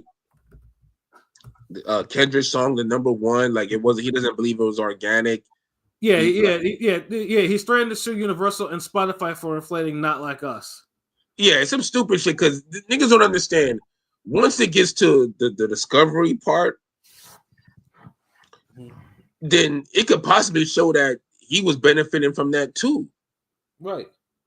So yes, Rob, lamest shit I've ever heard in the genre. Yes, fucking yes. Like, I mean, imagine light skin. No, this ain't even light skin shit, bro. Like, this is just the most privileged shit I could ever imagine in hip hop. Imagine suing probably one of the most very powerful musical entity because they use bots and payola. Now, dude should realize his career probably benefited from motherfuckers doing payola because who the fuck wanted to was gonna take a chance on a kid from Degrassi, the TV show, to go fucking like to play music on the radio and shit. Payola just got rid of Ryan Leslie. We didn't need a replacement that soon. Right. And Ryan Leslie was a lot more talented and a better artist than Drake. I know I'm saying it as a joke, but he's a better fucking artist than fucking Drake. And easily. What happened to his career, but fuck Puffy too for that shit and all of that. Yeah. And we'll get to that nigga because you motherfuckers out there goddamn folding sheets for this nigga and fucking damn treating this nigga like a king in the goddamn jail. Y'all some hoe ass niggas, man. Right. I'm hearing some horrible shit from y'all niggas. Like New York, y'all let niggas down, bro. Yeah. God damn, but back to Drake, bitch ass. Yeah, but yeah, no, Drake's so fucking diff, bro. Bro, it's crazy. But yeah, no, Drake though. I mean, Drake, if you want it back, if you want your respect back, write a fucking song. I mean, right? Honestly, because I mean, all this is it's gonna dig a deeper grave for himself. Because I mean, obviously Kendrick got the Super Bowl show. I'm 100% sure Not Like Us is gonna be played in the Super Bowl, like in the halftime show. So like, dude should be. He need to play a minute of it just because I'm like, fuck this nigga now, like, bro. Yeah, Drake. That's not how this works, though. You're a rapper, like, like you have to rap for a living. Like, I mean, if your ghostwriters can't come up with a disc for you, then hey man, I feel sorry for you. You know what I'm saying? Like, you shouldn't be in this game in the first place. But yeah, like that. Kendrick went for the jugular and got it. And I mean, it's been a long time since a diss song was an actual fucking hit, like a real legit fucking hit.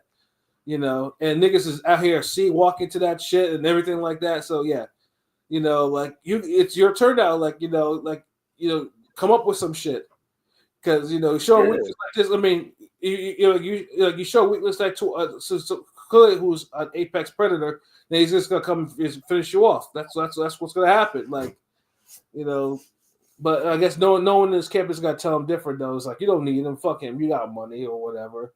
Just keep doing. I know. And anything people will fucking because people are finally realizing just because you could have more success or more money or more bitches than somebody could still have a victory over you. Yeah. And you got to remember, a lot of people in this day and age, they take having a better life as the bigger win. Remember with it started at the end of Ether. Remember how niggas were like, but Jay, he president of the Death Brand. He won the war. And then like the niggas could not just say, you know what, Nas won. Like, geez. Yeah, flip everything into Jay, he married Beyonce now. It's like, bro, like we talking about a rap battle, nigga. Yeah. Yeah, and even Jay knows he lost that one. Like, so it's like the man cried on the fucking radio. Like, what the fuck, nigga? Voice cracked on the radio. Like, and you could tell people, you could give them the link, then they can hear it themselves. People just, oh my goodness, couldn't accept it. So that's why this shit is weak as fuck, bro. Yeah, like I mean, to sue, like I mean, there's gotta be a reason. Like you sue if they jack the beat, if they jack the producer credit, or you're not getting the credit, or you have a sample that isn't clear, shit like that. Yeah, you gotta handle that shit. Niggas gonna start suing DJs at clubs and parties soon.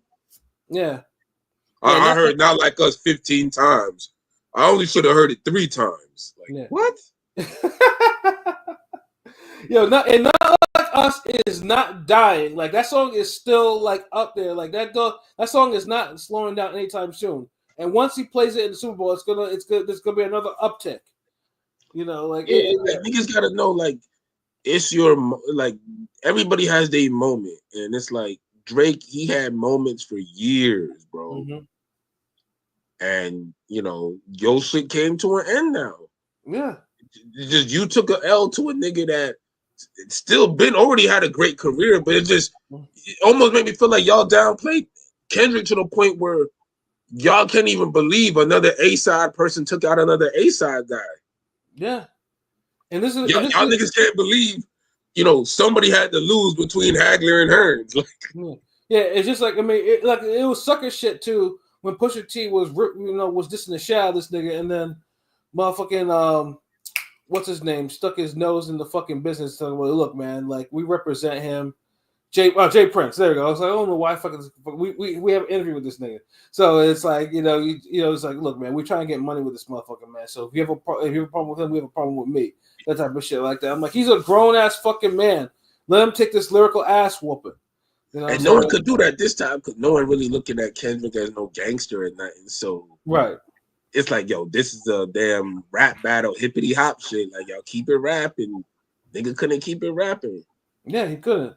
He just got weaker, and then he's walking around in baggy jeans and fucking like barrettes in his fucking hair, like a bitch. Dude having always doing duck faces and come on, be honest, like us, really sus. It's really suspect. This shit is like it's whole shit. And now people probably seeing the weirdo because remember I used to tell people this all the time, like niggas are like if a homeless man beats your ass, you could get in your car, you could pick yourself up off the ground, get in your car, drive home, take a shower, eat, fuck your bitch, watch TV. You could do all that. Yeah, you got a pretty good life, bro. Yeah. The homeless nigga still beat your ass. And that's what's killing everybody. People, and I'm not, Kendrick's not homeless, of course, but in the story, in the comparison, yes, he's the unexpected guy that beat your ass. He's the homeless guy. He's the person beneath you that you couldn't stand that has a win over you. No matter how great your life is, it happens sometimes. Like, you just gotta live with it, nigga. Or go back out there and run it back with that homeless nigga. Take your sandwich back, nigga. Take your bread back.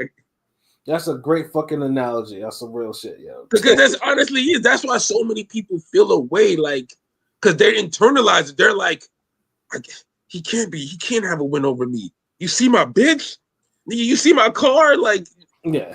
Like, it don't matter, bro. Like, yes. This nigga is in poverty, living a horrible life. But he beat your fucking ass, nigga. Like, that's it. People can't deal with that. So they got to tell themselves, oh yeah, so me having a better car, me selling 1 million records, all this is better than that ass whooping. No, nigga, it's not really. Because we're always gonna remember that ass whooping.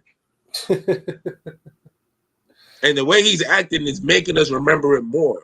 Just like with the Haney shit, with the law. I know that's a little different, but it's still just the time and all that shit is like, bro, like, if niggas saw you doing other shit, we wouldn't even harp on this. But niggas just see you focus solely on this battle and this fight, whatever. We can't help but speak on it. Right.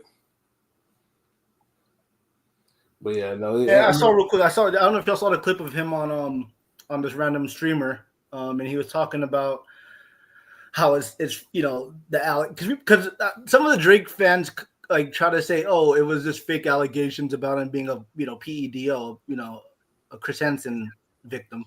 But the thing is, like, he was like messaging that girl from Stranger Things, wait until she's 18, Billie Eilish. Like, it's obvious, he might, there's a clip I saw where it's like basically a compilation of him bringing girls on stage, and he's like, oh, too many 17-year-olds, you're 21. Yes. Like, it's weird, man. It's weird. Of course it's weird. Yeah, that is weird. It's hella weird. I can see it for some organic, like, oh, shit, I didn't even know. But the girl on stage was kissing her neck like Joe Biden and shit. It was weird, bro. And God, bro. I mean, you can say it's allegations, but I mean, imagine if Jay-Z, sued after Ether. You know what I'm saying? I saw a tweet saying Ja Rule didn't go out like this. You know what I'm saying? He called. Yeah, I see that. Yeah, like, take your loss like a man, nigga. God damn. See, he was supposed to lock in and then come out and make a dope album or something. But he should have waited a little bit because he kept trying to. He dropped a couple records. I don't listen to him that much. I don't really. No, what he did was he unreleased. He released a bunch of unreleased shit that didn't hit. Not at all. Instead of just saying, okay, nothing. He should have just released a project. He could have took 10 songs from all the unreleased shit and crafted it into a project, and niggas could have been like, okay. The motherfucker literally just posted up his hard drive, and niggas was like, yeah, nah, we're good. Yeah, the ghostwriting. Nobody cared. Imagine in 1995. No, it's October. It's August 2000. I'm sorry, it's August 1996. And Tupac releases Machiavelli early, and then he releases Machiavelli as a double album for free. Ain't nobody come talking about that shit. Everybody's gonna care about it. That's pretty much what fucking Drake did. He released a whole bunch of fucking unreleased music, and that shit ain't moved nothing. I mean, come on, like, Hit 'Em Up for any other rapper, Hit 'Em Up would have been a death sentence, no pun intended, for like a rapper. You know what I'm saying? Biggie didn't he drop Life After Death after that, right? Yeah, but it's different because all the niggas are still dead. Like, yeah. I'm just saying, like, so I can really eat that shit, but damn. Junior Mafia and what's his name? Them other two niggas, Mobb Deep and Chino XL and them. I'm saying like how T.I. kind of got flip out. There's a few cases where like a diss track. Didn't T.I. get jumped in Houston? But I'm saying a diss track, like after a beef, there's sometimes where the rapper was hot, like T.I. did Little Flip dirty. You know what I mean? Like Little Flip fell off after that battle. He fell off completely after that battle. But I feel like a lot of niggas, their time is coming. Pause. There's certain things to speed up the process. I felt like Flip wasn't going to hang around 2 months longer. Like he kind of got in and did what he did, and then the T.I. shit happened. And that was what did he say about Wayne? What did he say about Wayne? Do y'all know? Like like I heard he kind of like mentioned Wayne. Wayne had a little poor me tweet. Like, what did I do? I'm just chilling. Oh, with Kendrick. Oh, it was on I think the first song. He was like, fucking Lil Wayne. I got the Super Bowl, and Lil Wayne wasn't proud of me, and only Nas congratulated me. He's like, I let Lil Wayne down. And then the Snoop shit right after about with the Taylor made, and he's like, must have been the edibles. Like Kendrick wasn't even dissing niggas. It was more like if you called him in past and the conversation happened, and it's like, oh man, like here I am. There's like a clip from early on. Kendrick was rapping a Lil Wayne Hot Boys verse, like like he looks up to Lil Wayne obviously, but and the thing with Lil Wayne's up there for me all time, but he's not battle tested really. I mean, you know what I'm saying? Gilly. He lost every battle he's been in. Gilly destroyed him. Yeah, but I mean, I'm just saying, like in terms of he's not battle tested like that. You know what I mean? Stunting, fronting like your daddy, nigga. Fronting like oh my god, the cannon, like nigga. I mean, we don't even have to go into Pusha T and anybody else. So the bar was I used to bump the Carter 3. I held my Rolly chain proud. The irony, I think my hard work let Lil Wayne down. Call me. Yeah, that was more opposite. Kendrick wasn't even dissing him, but he wasn't dissing him. He was just speaking on it, like, and that's how a lot of niggas felt. Because it was a backup. Because like I saw, like only Nas is the only really notable rapper that congratulated Kendrick on. Yeah, everybody else was salty. Yeah, everybody else. If they ain't gonna clap back around Super Bowl, I agree with 702. Just clap back then, even though at least people kind of could forget, let it die down. You think Lil Wayne will be on stage? You don't bring them because they don't have a song together or nothing, right? It'd be kind of weird if they have a hit song, maybe, but they don't have nothing. It'd be kind of. Nah, you're gonna end up seeing Kendrick and Nas do a song. You're gonna see SZA. You're gonna see SZA there for sure. She'll be on stage. Yeah, might bring out J-Rock. I don't know. Yeah. Maybe Schoolboy, but it'll be dope. I mean, Kendrick it's his time right now. You know what I'm saying? He's top dog. No pun intended. And that's the thing people hate because it's kind of been his time. He's always been up, but now it's really like it's like, oh wow, like he's reaching his pinnacle. Like he's peaking right now. Yeah, it's exciting times though, and it's coming at the expense. More exciting than boxing.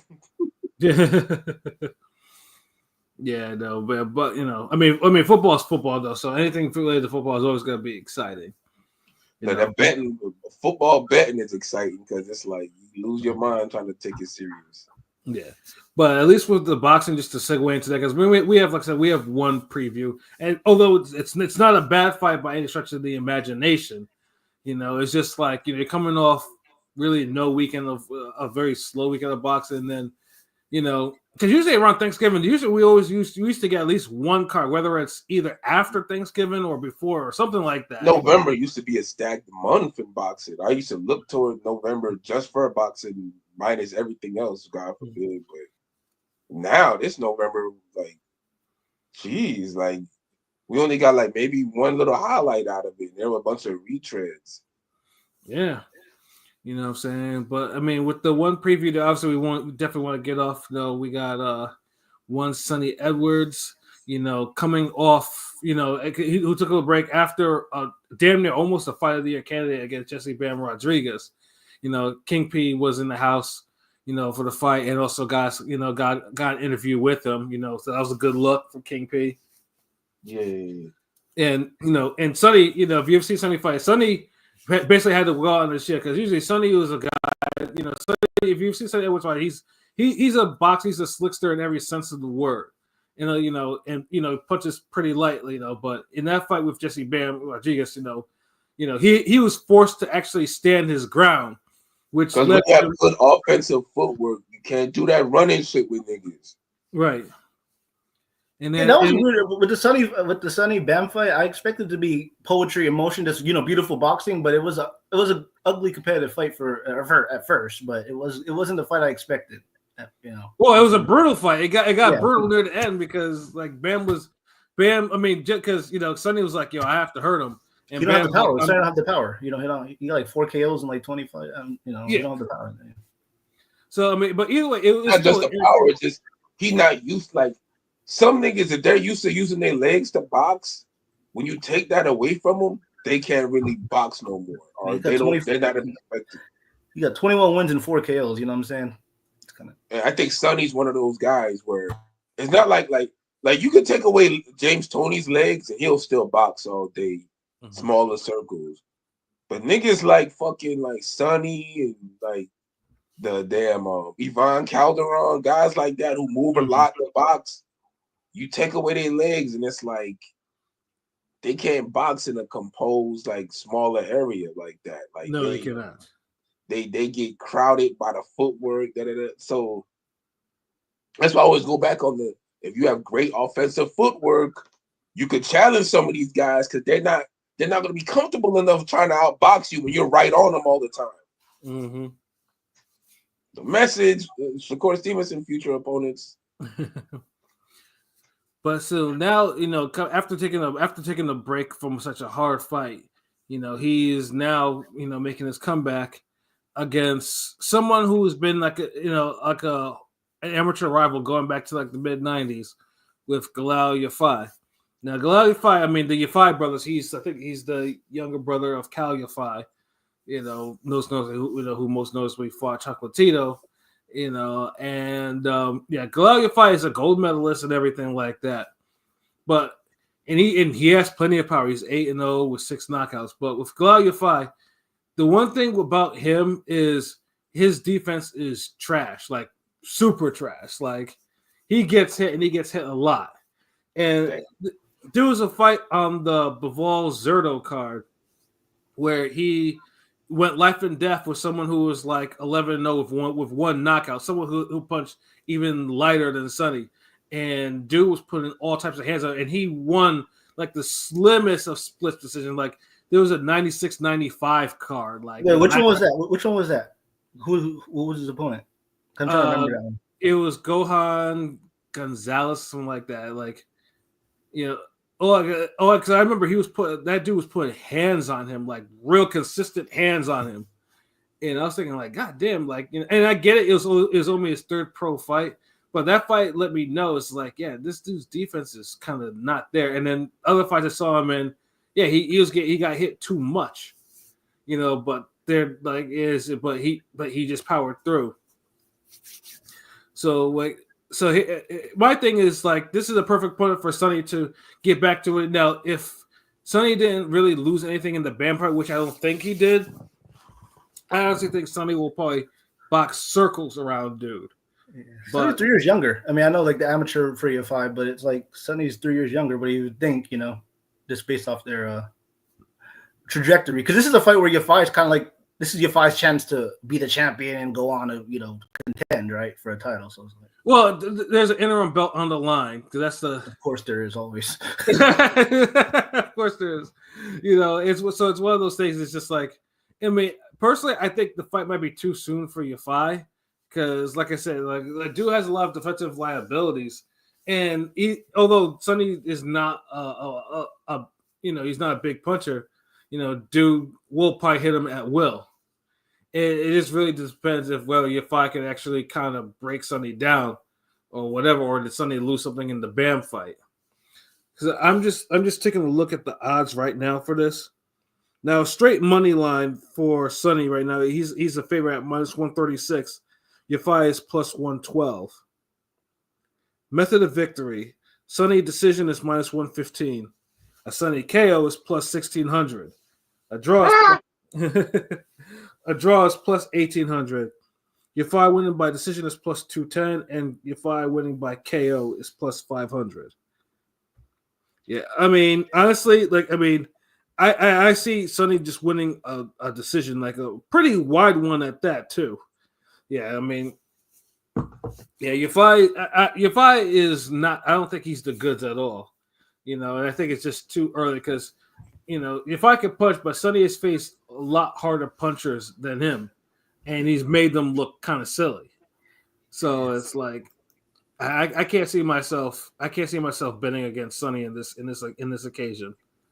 What about you, Pilot? Sonny should school him. Again, like I like Sonny's skills. You're kind of a friend of the show. We were trying to get him on here. I like his. It seemed like with King P, he was a good guy with him. And I fuck with Sonny. He seemed like a dude that like loves the urban culture, right? He just like. Oh yeah, no, dude. Yeah, dude. Yeah, dude's he's one of those ones that doesn't like to talk boxing with people. He rather go talk about some other shit. And I get it because some boxers like to separate what they do to other things like that. Kind of like that dude from Euro Trip that's with the big black chick and that, Oh yeah.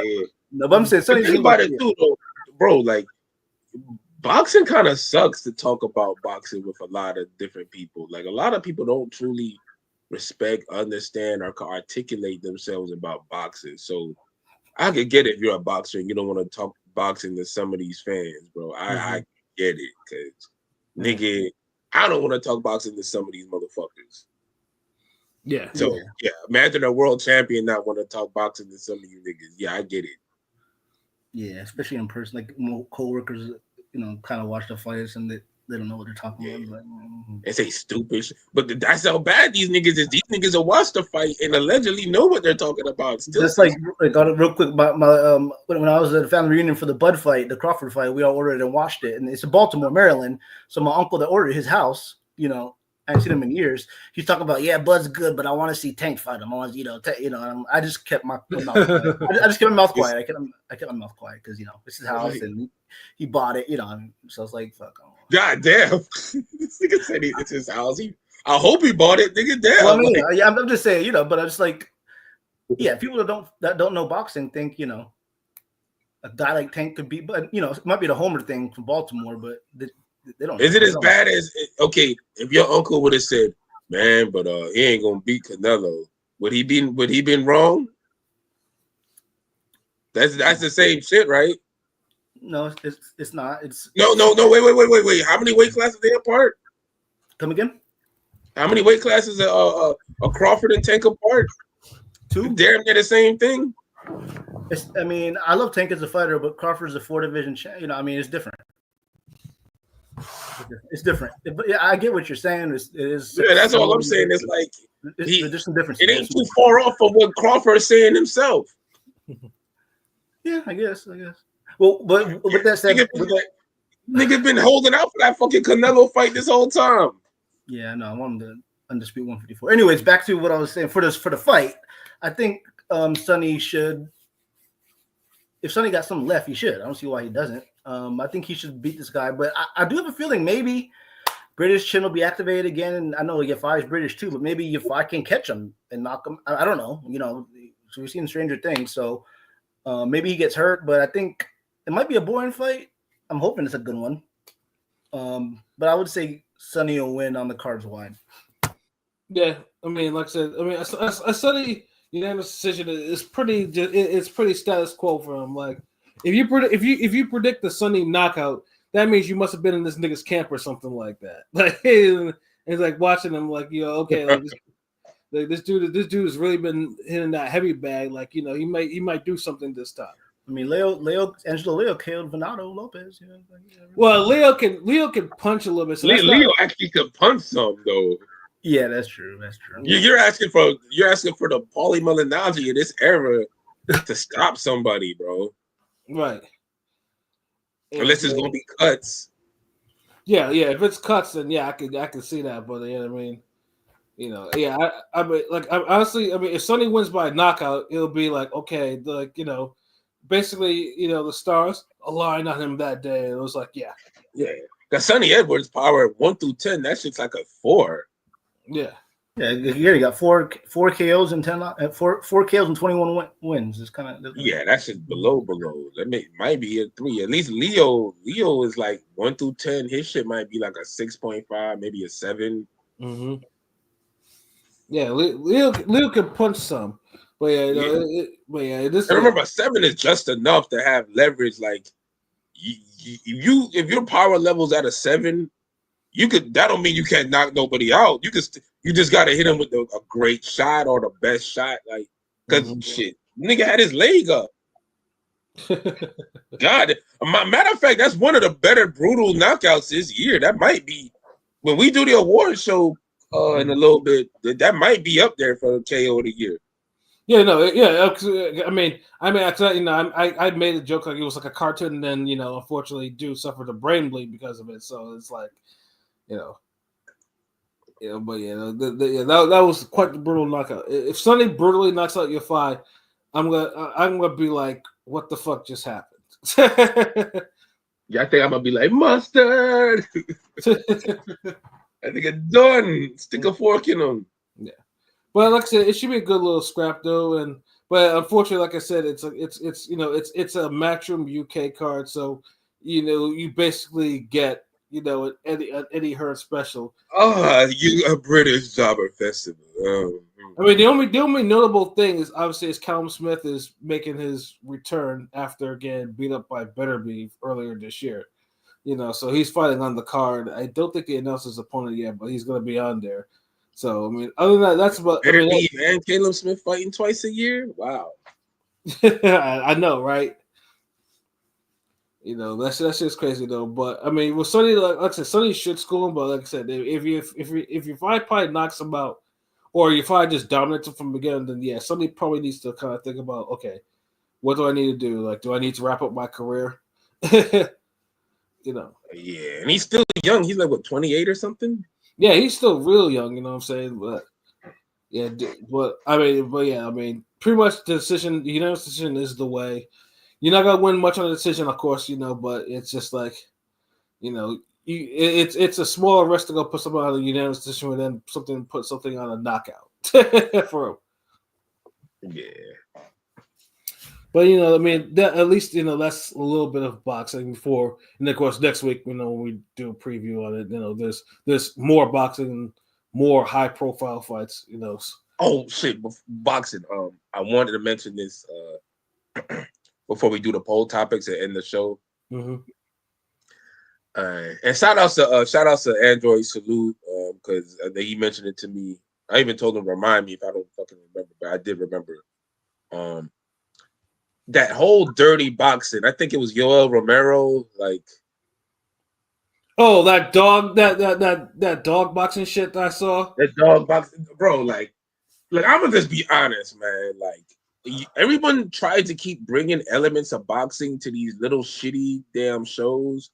I'm gonna save y'all some time and effort. Just bring back the regular ass fucking tough man competition with 16-ounce gloves. Keep it simple. Put the headgear on, 16-ounce gloves, and let these niggas wail on each other. Mm-hmm. All this shit with these little gloves and these niggas be overweight.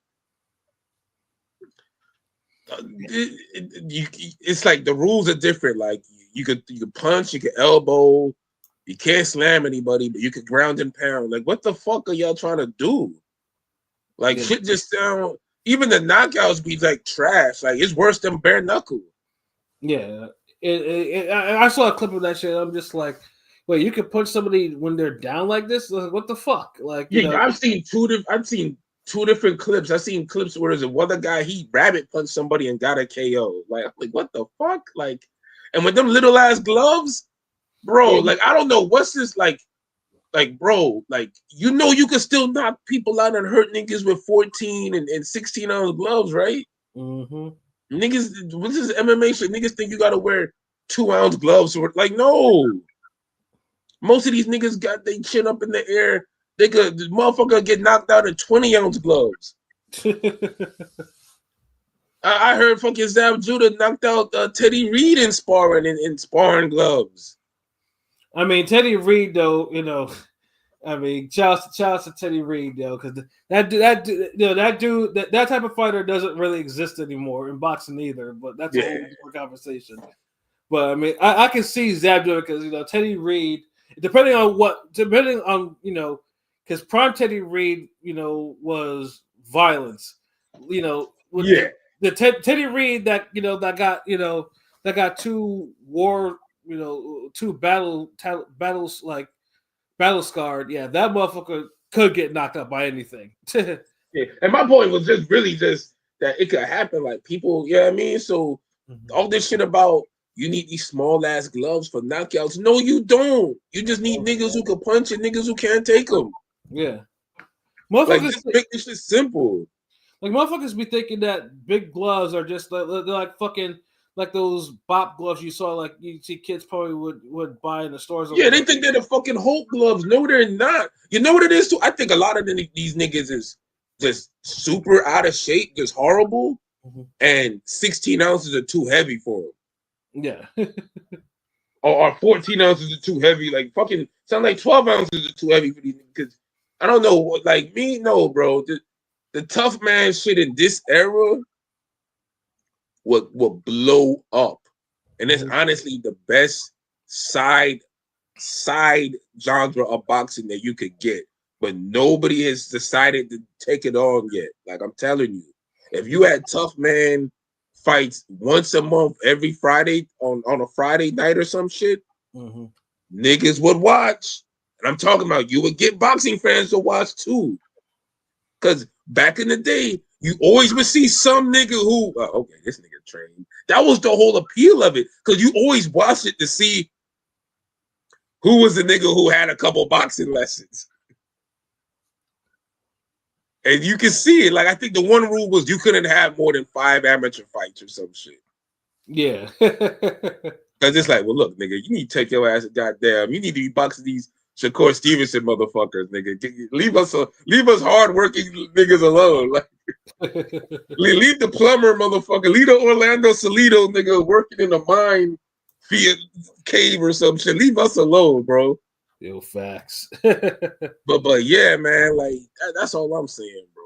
Like the fuck, like y'all gotta stop trying to reinvent the wheels, to adding all this bullshit. Just bring back regular tough man, three rounds, 2-minute rounds, boom, be done with it.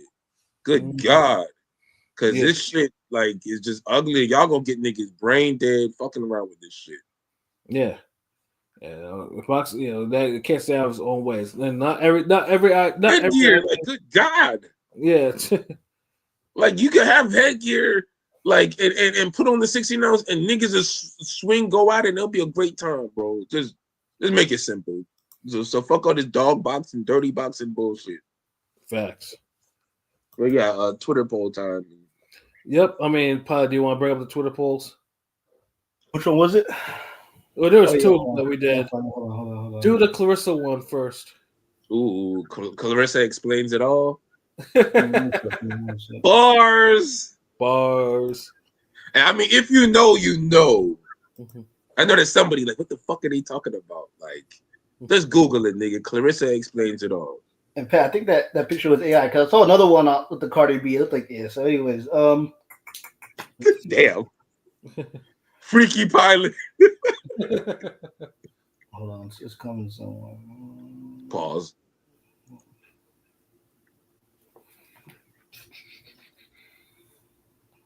Cause you can't say it's coming soon after a nigga just called you your derelict name, nigga. I'm like, wait, it better not be coming soon. Motherfucking leave. Hold on. My shit fucking hold on. I'm trying to find it. Pilot. Okay, so we ask which fight would interest you more between Shields versus Shadasia Green in boxing or Shields versus Cyborg in MMA, with 56% going to Cyborg and Shields in MMA. Yeah, and How many votes, my nigga? Only 18 so far. So Ring Gang Radio, check us out over there. Yeah, and honestly, because Shadasia Green, it's largely because Shadasia Green is like, everything about Shadasia Green is she's lazy. She's incredibly lazy. So it's like, yeah, like if you're not coming I'm not into, hyped for that. I'm not hyped for that one. Yeah, I ain't gonna lie. yeah, like if you're not coming into fights in shape, you're not fighting motivated, then Lord, what the fuck do I want to see Clarissa Shields for? Yeah, she does nothing to help her cause to get her to see a notable fight. Whereas Cyborg has actually been talking that shit. And it's probably more peaceful because MMA likes these cockfights, whatever, where because I think Cyborg was talking about doing it on some old school UFC shit. Like, yeah, it doesn't matter, open weight, and Shields does MMA and everything like that. It's just like, yeah, I'll suplex you on your head, that type of shit. Yeah, that's I respond to that type of shit because Cyborg, if anything, will come in shape and trained, ready to fight. So, yeah. And I don't even mind that suggestion from a Cyborg. Yeah, because it's like open weight. You weigh like 183. Yeah. You signed the PFL. So I don't blame her saying when people was like, no, do boxing. And she's like, we both signed to the same MMA organization. Like, make it make sense. Like, and let's not act like you can't strike in the MMA fights. Most of Shields fights been MMA. I mean, been striking in MMA. Yeah, good. Yeah, and she gonna have the weight advantage and the size advantage. So yeah, like I fucking take. I voted for Green only because I'm a boxing nigga, but I won't argue against nobody picking Cyborg. Cyborg's a good pick. Yeah, I just want to say is like, okay, you gotta try to suplex Clarissa Shields, or is Clarissa Shields gonna knock you out in the yeah? So I just want to see it. That's the intrigue to me. Shadasia Green doesn't like, yeah, like if she fought Shields out, Shields would beat the living crap out of her.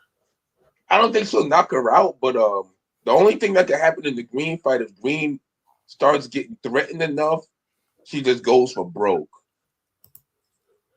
and that's the only possibility. But I know the lead up to the fight, I have a bunch of talk, and they'll be big if you put it on the right card. Like you could really make an event out of it, But the Cyborg fight's ready to go.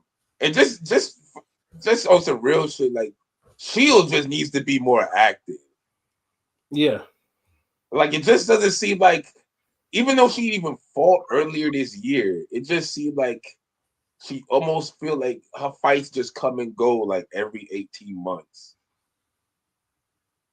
Yeah, and I guess there's rumor that she's fighting someone like a 5-fight like veteran, if you want to call her that. That's like 42 years old, and I'm like, that's no. Oh God.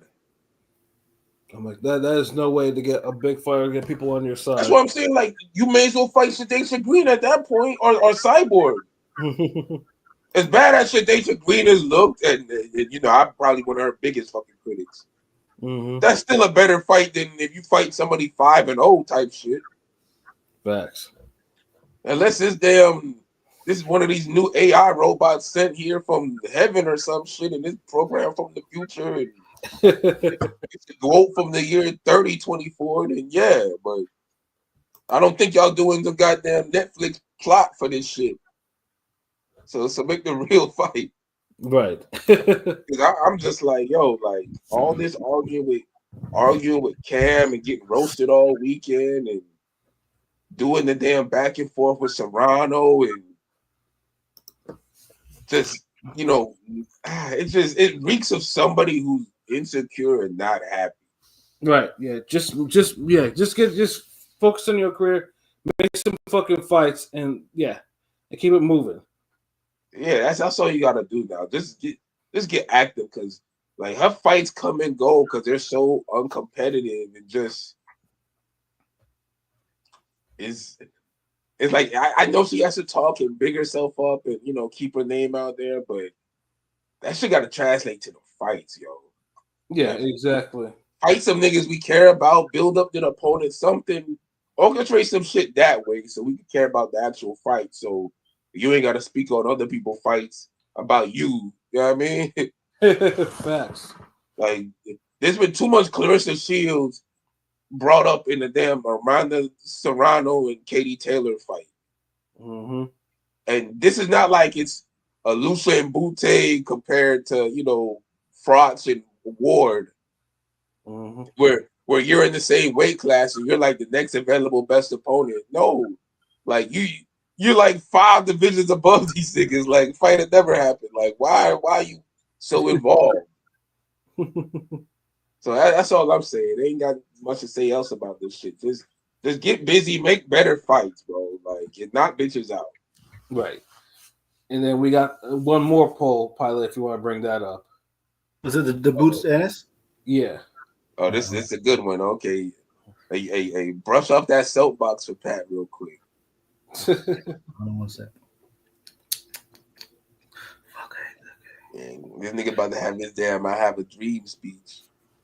I have a dream for boxers to fight on aircraft carriers in international waters where only 12 people can see them. A hot topic of conversation, dialogue of boxing, because unfortunately we don't have any fights to talk about. So we have all these mythical Shakur versus Floyd Schofield. That's not going to happen, or probably this fight's not going to probably happen. But anyways, we did ask, for the sake of growing the sport of boxing, does the location matter for Jaron Boots Ennis and Virgil Ortiz Jr.? 59% says yes, 19% no, 22% says kind of, with 32 votes. Mm. Yeah, overwhelmingly, it's yes. I see both sides of the coin, but here y'all take. Yeah, I mean, I can see both sides of the coin too, but in my case, I just want to see the damn fight. I mean, that fight's been talked about. What'd you vote for? Lead with that first. It didn't explain. No, of course not. Yeah, I want to see the fight. I don't care where. I mean, I've mentioned it so many times. I don't care where the fight is being held. Wow. That's a true old school boxing fan. Like in that sense, you kind of keep it in that way. I mean, but it's selfish. Let's be honest. A lot of hardcore boxing fans are selfish.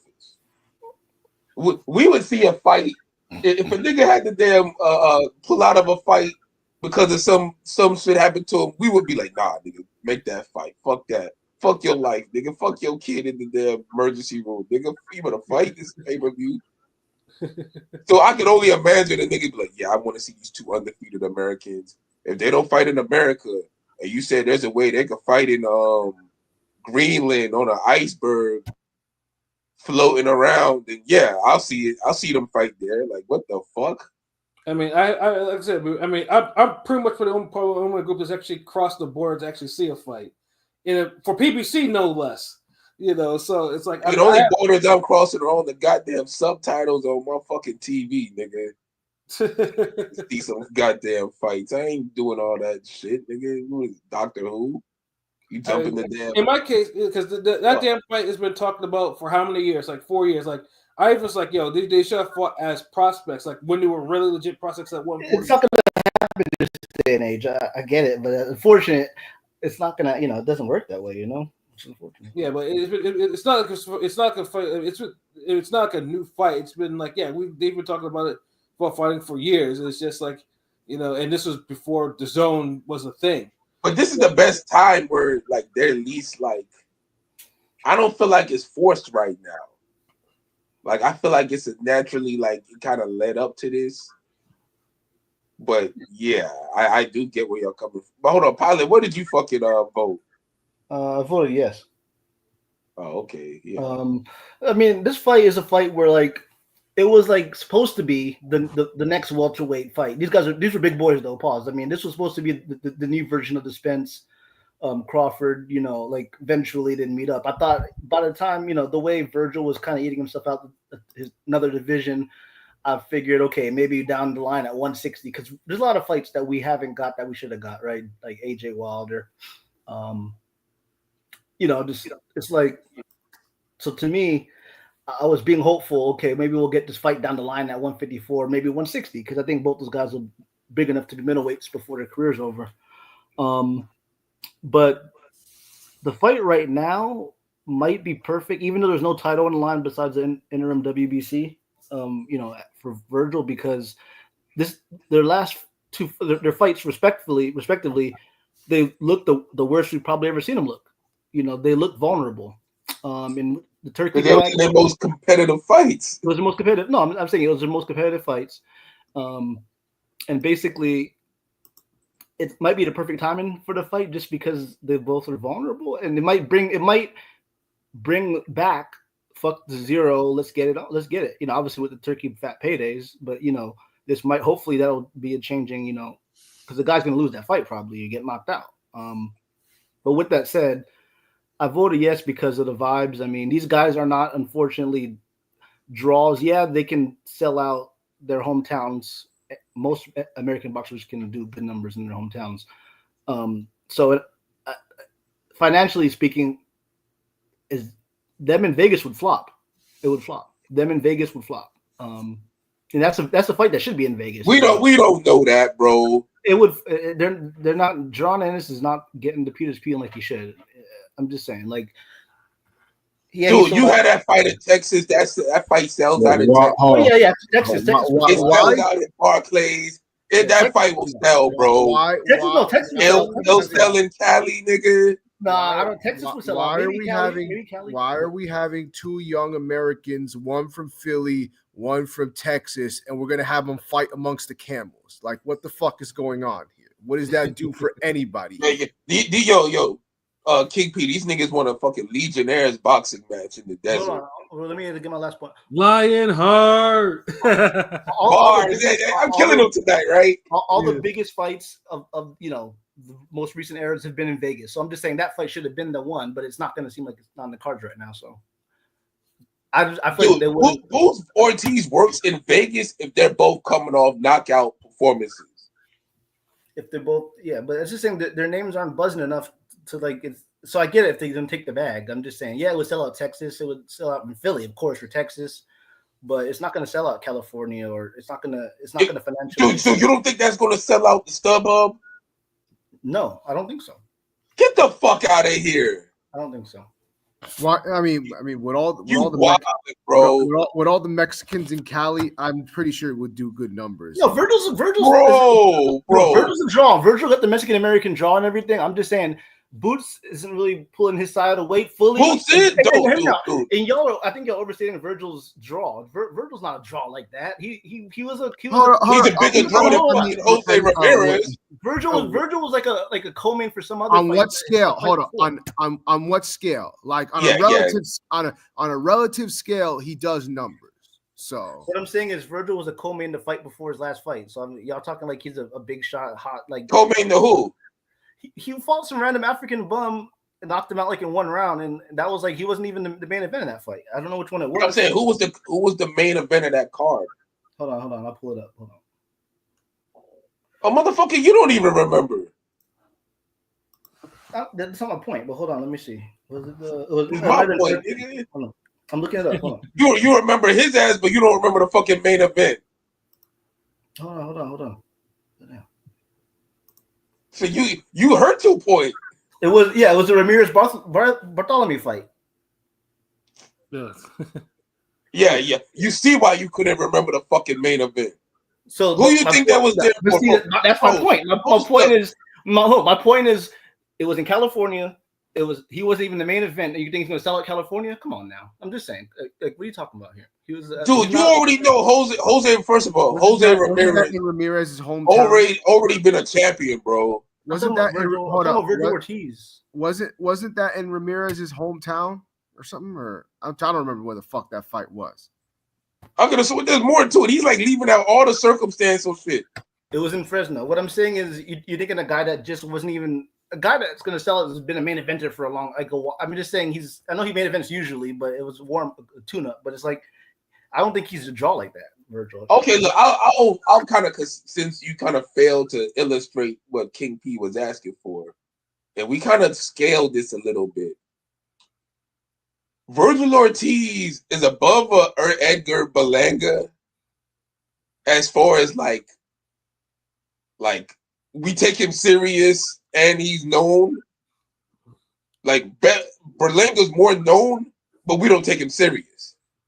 So he kind of evens out at a peak. Like when we're talking about Mexicans, I'll give you Munguia and fucking David Benavidez above Virgil Ortiz. Bam's a bigger draw than Ortiz. Bam Rodriguez? You serious? I think so. Yeah.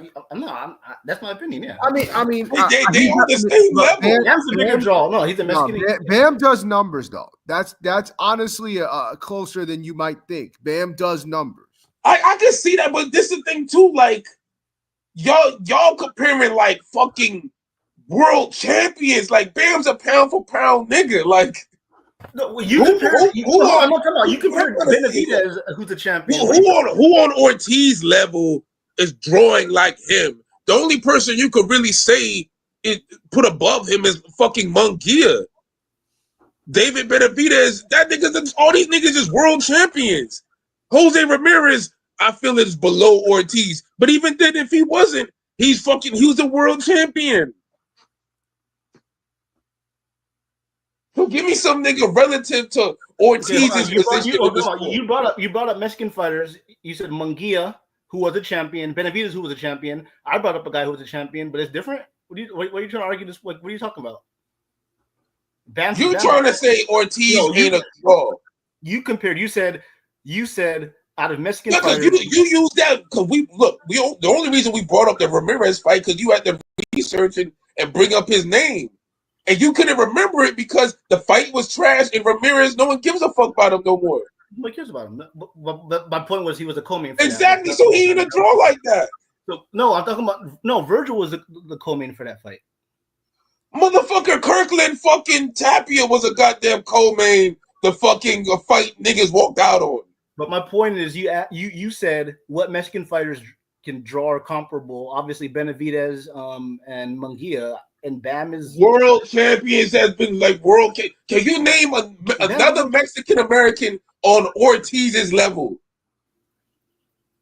What are you talking about on Ortiz's level? What do you mean on Ortiz's level? Somebody who's not even like somebody who's like a contender type nigga or top 5 in his division. Somebody who hasn't officially got a world champion. Not like Mexican American's kind of struggling right now. There's only Bam and I can only think of 2 Mexican American prominent fighters. Bam exactly. And so why you don't think niggas will fucking if niggas see that Ortiz is in a top level elite fight, you don't think niggas gonna support him? Go to that. He got knocked down twice in his last fight. Didn't have a good performance. What are you talking It about? was a fucking fight. It was a borderline fight of the year, nigga. It was a great fight. But I'm just saying, I think you're overrating Ortiz's draw. Or his popularity. I don't think it's that. I don't think it's like that. You act like I'm like, dude, you treating this nigga like he JoJo Diaz or goddamn Bam what's his name? Brandon Rios or something. No, I feel like some of his momentum got derailed with the whole sick shit, the whole, that kind of fuck, and him eating out. He was at 140 to 147. He hasn't won a title yet. This is a guy that dude fucking even like look, even Zerto does numbers. Even the crowd reaction. That guy has the talent. He should have been he's at 140, 147, not win a title. So all these niggas is relatively close enough where they'll all get supported. Now you put them up with a Black American fighter, that shit's gonna sell, bro. When the last time we had an elite level Mexican versus Black American fight? Benavidez Andre? No, I'm just kidding. Nigga, I get it, but it's not the same, bro. That was more like this isn't the very best fight we could give you, but it's the very next best fight. Because if you would have told me I could see David Benavidez versus Canelo or Andre versus Canelo, I would have saw those before. I would rather see those 2 fights than see David Benavidez versus Andre. You know what I'm saying? Like, I want to see Boots and Ortiz. Like, the fight's perfect right now. No, I want that fight. I love it. I'm just saying, so back to the point, in terms of it being in Saudi Arabia, the vibe is kind of off. The crowds are always quiet and shit. And it's like, and the worst part is I'm early in the day. So I know it's a little later for y'all, but like, by the time, what time does the Saudi Arabia fights end for y'all usually? The Riyadh? What time does it end? 8 o'clock. Late. 7:30-ish. My shit's done like at 4 or 5. It's whack. Oh yeah, you're on the West Coast. Yeah, at least you still got the damn afternoon. Us, we're like shit. Okay, well, let's buy some food. What we gonna end the night with?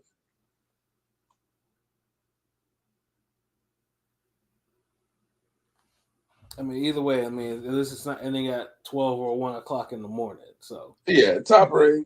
All I'm saying is like for certain fights, better be ball. Yeah, y'all niggas can fight on a damn asteroid. Y'all can fight in goddamn Savage Land. I don't give a fuck.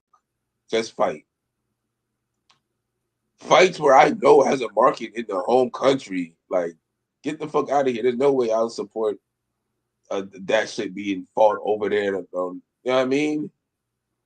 If these niggas had it in contracts where it's like, yo, we'll give you one over here and one there, I'll be a little better with it. But these niggas ain't doing that. Like, we really getting Fury Usyk back in Saudi Arabia. I mean, that's the way it goes. Like, Get the fuck out of here, bro. That fight needs a bunch of fucking crazy British crowd or something, and man, like I don't know how. Like, all I know is like, I mean, wilding, bro. Yeah, all I know is I just don't want to see Boots in another Karen ass fight, and I just don't want to see, Ortiz with another jobber row, which Eddie will keep him in, in America. Like, so that's the thing is I just like that's how he do his American fighters. Nigga. I feel like there's a better chance we get Ennis versus Josh Kelly. I think that fight trash too, bro.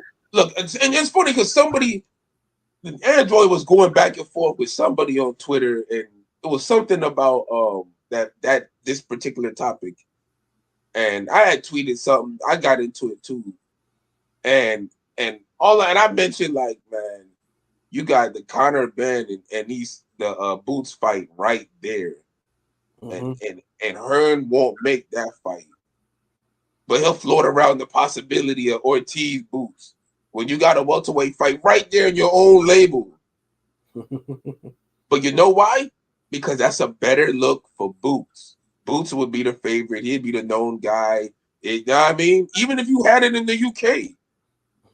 Because that fight would either work in America or UK. So you got two spots you can have it. And it'll sell. And he won't make that fight. But you would try to you would throw fucking Boots and Ortiz in goddamn desert somewhere. Like, and I said, how come he couldn't? He never got Andre in a big fight. Like, Saunders tested dirty. He ends up getting a fucking big fight with Canelo later on. His shit, Saunders wasn't even with them niggas. Blah blah blah blah blah. At the end of the story, end of the day, his motherfucker got the big fight. Mm-hmm. And everybody gets signed to Eddie, and yeah, they'll make some money. They'll get, but the Americans never get their moment. They never get that big fight. Especially not in their own country. But Baumgartner Mayer had to go to fucking the UK. Yeah. Like, come on, bro. Like, stop. Like, yeah, you doing good in boxing, you doing your thing, but stop trying to sell me this shit. You could make American stars. Like, you're not. And niggas saying Bam. Bro, like, Bam ain't no superstar. He a pound for pound nigga that's doing well. Like, there's a difference. But I'm saying Bam is comparable to me, a more proven. Like, I only said Bam because the nigga he mentioned Bam, and I'm like, okay, but like the world should know who Bam is. Yeah. Bam should be known as you know what I mean? It's a bigger draw, and I'm saying Bam is a comparable. What are you talking about? What's the argument here? What's your argument? I'm not arguing, motherfucker. I'm saying what I'm telling you about the conversation. As far as Bam, I would expect Bam to be over Ortiz in popularity because he's a fucking world. How many? He's fought bigger, bro. He's further in his career. That's why I was saying it's hard to compare Bam to Ortiz, bro. The only thing Ortiz has over Bam that would make him a bigger sell is his size. Because remember, those little minimum weight shits that niggas be bitching and moaning about, niggas don't, casual boxing fans, they don't resonate with that like that. Right. That's why I know if you put Ortiz in the right place, in the right faces, the right opponents, whatever, he would do well. That's why this whole I don't know if it's worth it shit. Like, man, I don't know. It's just kind of weird. Nigga treating Ortiz like he's goddamn rigging down. Like, bro, like if he was a promoter, he wouldn't risk it. I mean, I would expect Bam to be over Ortiz. Like, I don't like. Hold on, let me ask you this: should Ortiz be a bigger name than Bam? Absolutely. King P? Yeah, of course. Okay. No, Just, I mean, just because, like, I mean, let's be honest. As much as I'm a fan of Bam, you know, it's hard for people to get behind the small guys. Like Ortiz is a more normal sized guy. So all things considered, all things equal, Ortiz should be a bigger star. Yeah, he should. And I feel like him fighting Boots in America will be that opportunity, will be that opportunity to give him a chance to reach that level. Because even though he's not further along in his career as Bam, him just being a bigger person should make him automatically a bigger star. So I get it. I see where y'all coming from. I see, but I don't think Pilot was seeing where I was coming from. Like, you can argue it both ways, but I don't think Ortiz is on some like, damn, we can't. I don't think we could afford to make a Ortiz Boots fight in California. No, they're just going basically where Turkey wants them. Like, okay, this is what you're gonna get paid. You're gonna fight in Saudi Arabia, and that's that. That's pretty much how it goes. And wasn't Rolly Pitbull in Cali? Like, but that's stupid on Turkey's part. Like, thank you. Turkey's got to do a better job of reading the fucking room. Yes. For every Bivol better be that deserve to be out there, that's cool. You have a Ortiz Boots that needs to be here. Same thing with Zepeda and Shakur Stevenson. Yeah, like how the fuck we didn't mention Zepeda? Zepeda's a fucking perfect comparison to goddamn Ortiz. Mm-hmm. Oh, yeah, we naming every motherfucker else. Yeah, it's true. Except okay, so is Zepeda a bigger name than Ortiz? Does he sell more? Nope. Like it almost tells me like if these niggas was on PBC or on just a bigger platform, it'd be over.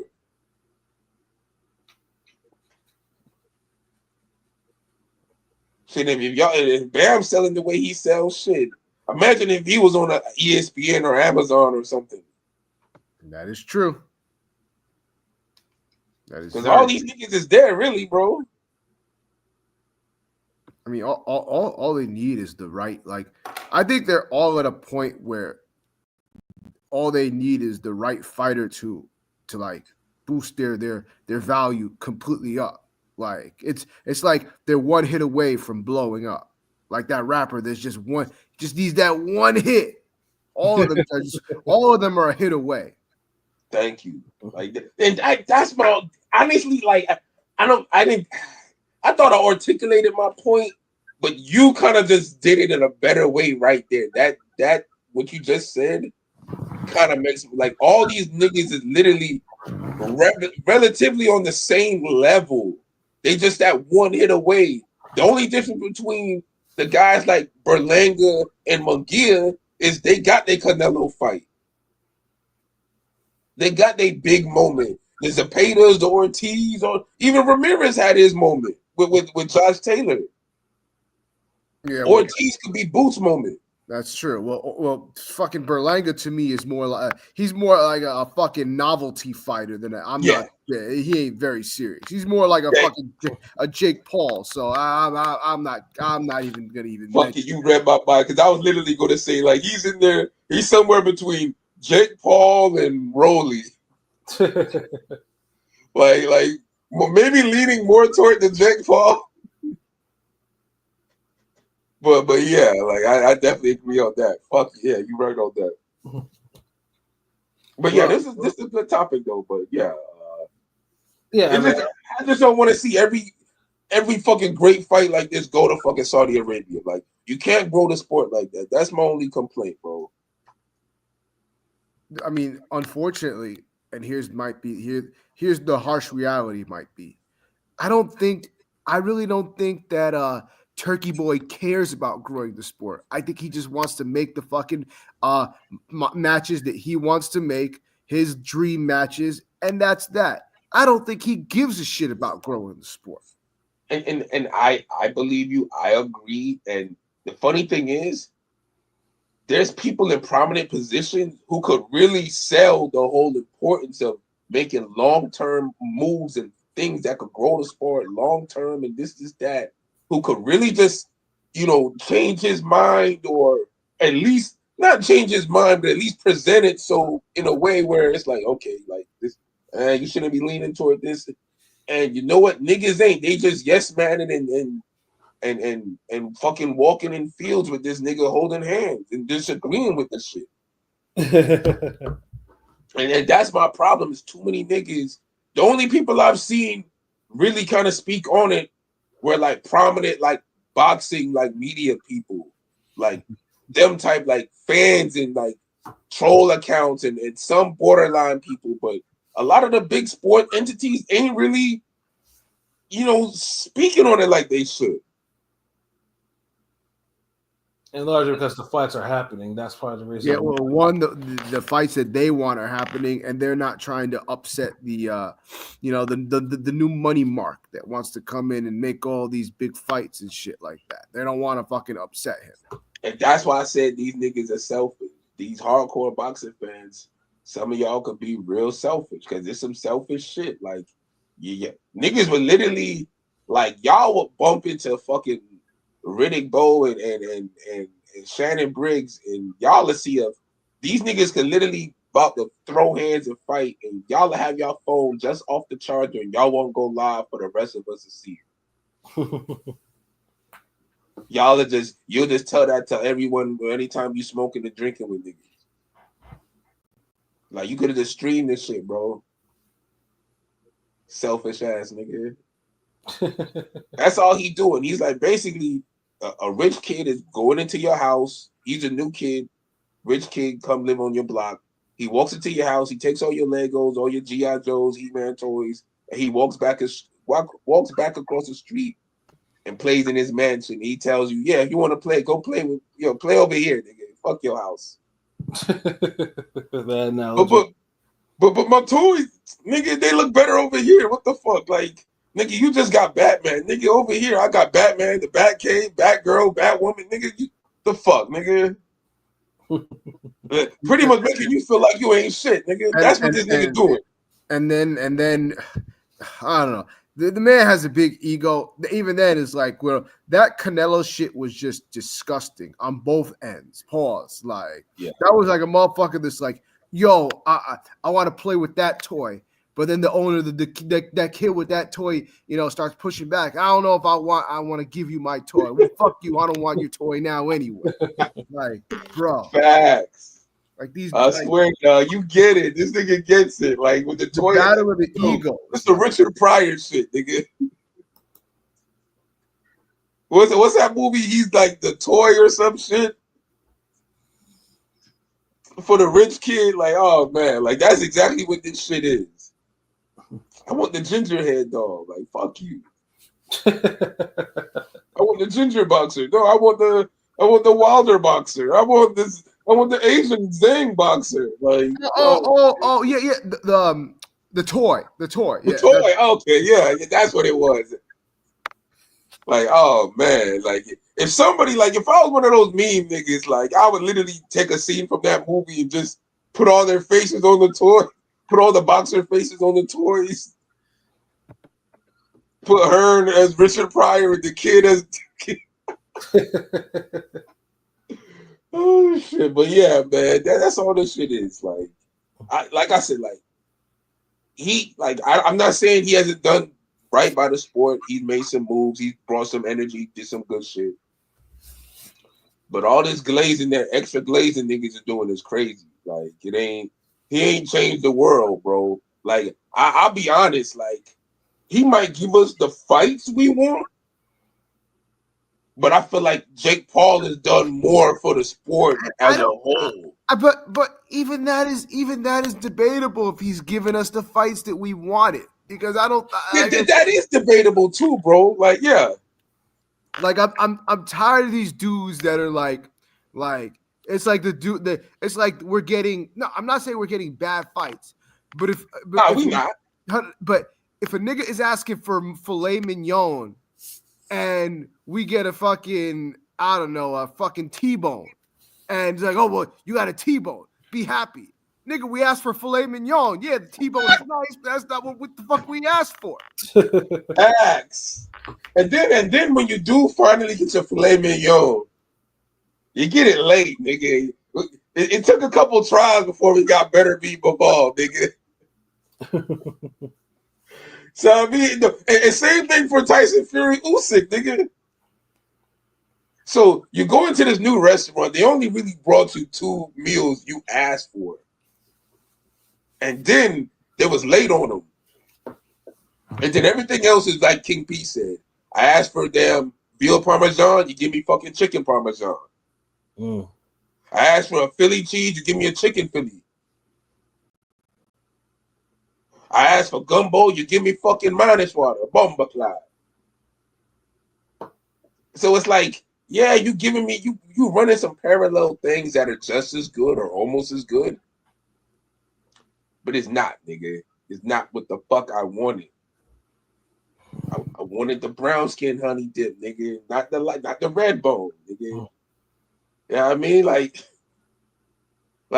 get it right, nigga. Shit. Well, I mean, we'll see. He asked for the fucking filet mignon, bro. He ain't asked for the T-bone or the tomahawk. I mean, well, we'll see. I mean, eventually, what comes of if it just stays in the rumor stage, or yeah, it actually does come to fruition, which would be huge. But we shall see. Yeah, we'll see. All right, shit. Yeah, we could end this out. We can start wrapping this bitch up. Yeah. Oh yeah, it's 103. Probably need to. So yeah, oh my god, yeah. Yeah, we were flowing. So King P, so did you have any final thoughts? Yeah, no. Sorry I was late, you know what I'm saying, but personal shit, you know what I'm saying. The bodega's under reconstruction, so you know what I'm saying. Yeah. But, you know, good show, good to chop it up with y'all. I'm guessing y'all reviewed the Kendrick album. Sure did. I know what I gave it. I gave it a 9. So okay, word. Great fucking work. What's your favorite record on there?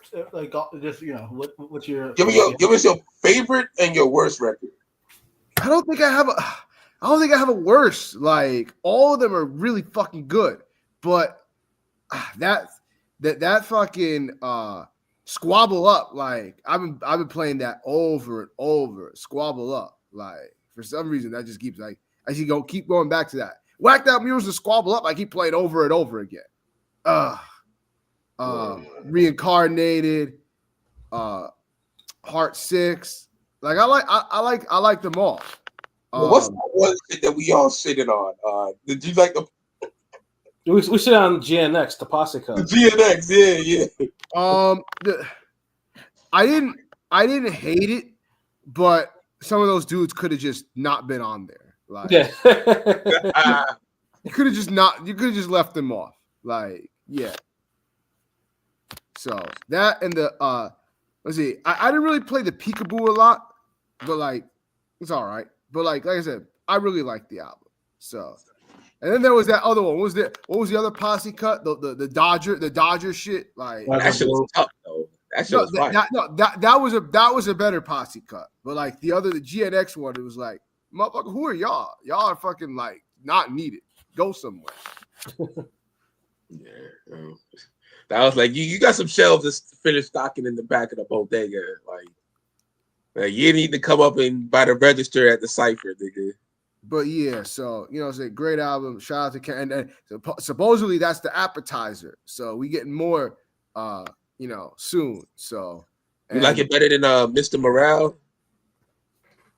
I gotta listen to it a couple of times, but this definitely, I think this has more replay value than Mr. Morale.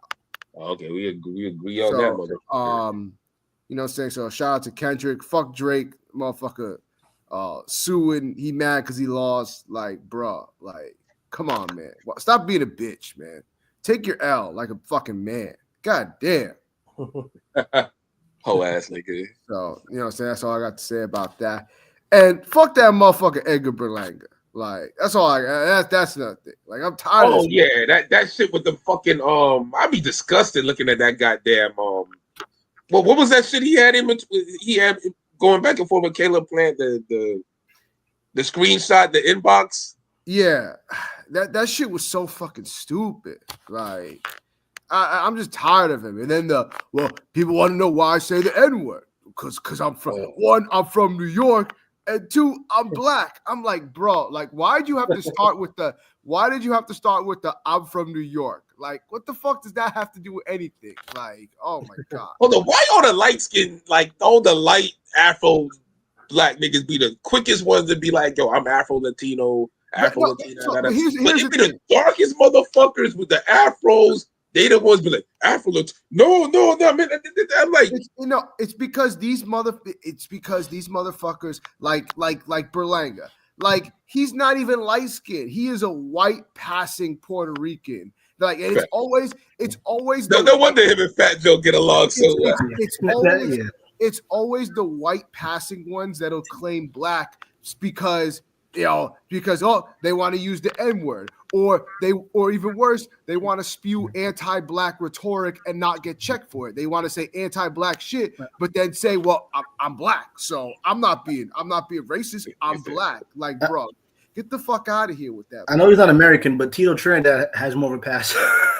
Listen, but Tito Trinidad is actually black. Like, there is he looks black. When I was young, listen, Edgar Berlanga, there is legitimately no Latin American country that you could put him in and they will say he's black. No, there's none. That motherfucker would be a cracker in most fucking Latin American countries. What the fuck we talking about? I'm black. This is facts. Like, I know he was down here in Little Havana or Liberty City down here. The nigga, he'd definitely be a cracker. No, the problem is because, especially with Puerto Rico, I'll tell you the problem is. The problem is even like the whitest of Puerto Ricans, because like we mixed a lot. So like even the whitest of Puerto Ricans will have somebody in their family that is black. So they probably have like a black grandmother or some shit like that. And they'll use that black granny to say, oh, well, see, my grandmother's black. Well, see, I got that black family member, so I'm black. Ha ha ha. I get to say the N-word. Like, motherfucker, you might have a black grandma, but like nothing, like if you go nobody would look at you as black. So like, bro, what are we doing? Like, come on, man. That shit. And it's not even the halfway, like 1950s, 40s, like black American halfway. You know the old, that Joe Louis type of where like you could like they could pass for in between, like. Yeah, that it's not even on that level. Like, no, dude, you're strictly a Caucasian motherfucker. Like Edgar be looking like one, like if he was an American, like if he was a white American, he look like he'd be one of those yo white Americans that just be pissing me the fuck off. Like, Paulie Malignaggi, actually. Yeah, like, bro, like that shit just pissed me off. Like, and people was checking him for it, and he couldn't even stand on it. He deleted it. So I'm just like, yeah. Man, get this goofy. And you see, the nigga was like, here you go, chap, and then he gets reposted. Yeah. Nah, I'm tired. This dude is a clown. I just had to give him some bars because that shit. Well, you know what? Blame Canelo. Giving that motherfucker the opportunity. It's his fault. He was already goofy before the opportunity. Then he just became a. No, he was. But look. He was like the goofy rapper that made memes and was just on some underground goofy silly shit. Until one nigga who got some type of legit buzz or he's legit in his career said, okay, you know what? I'm gonna take you on tour. And this nigga sees the life and he think he all good and he think he dope now, bro. Like Edgar Berlanga is literally the whack nigga who got a record deal and with the machine behind it. Facts. And then complains that his people don't accept. Well, you know, my people don't like me. Even the Puerto Ricans, they don't like me. They hate on me. We don't hate on you, motherfucker. You're just not good. We don't fuck with you. You're not good. Sorry. Get better. Yeah, it just he couldn't go on no fucking mixtape tour, failure mixtape tour, if it wasn't for the Canelo fight. Nigga literally did a fucking victory lap for losing. Yeah, which is weird.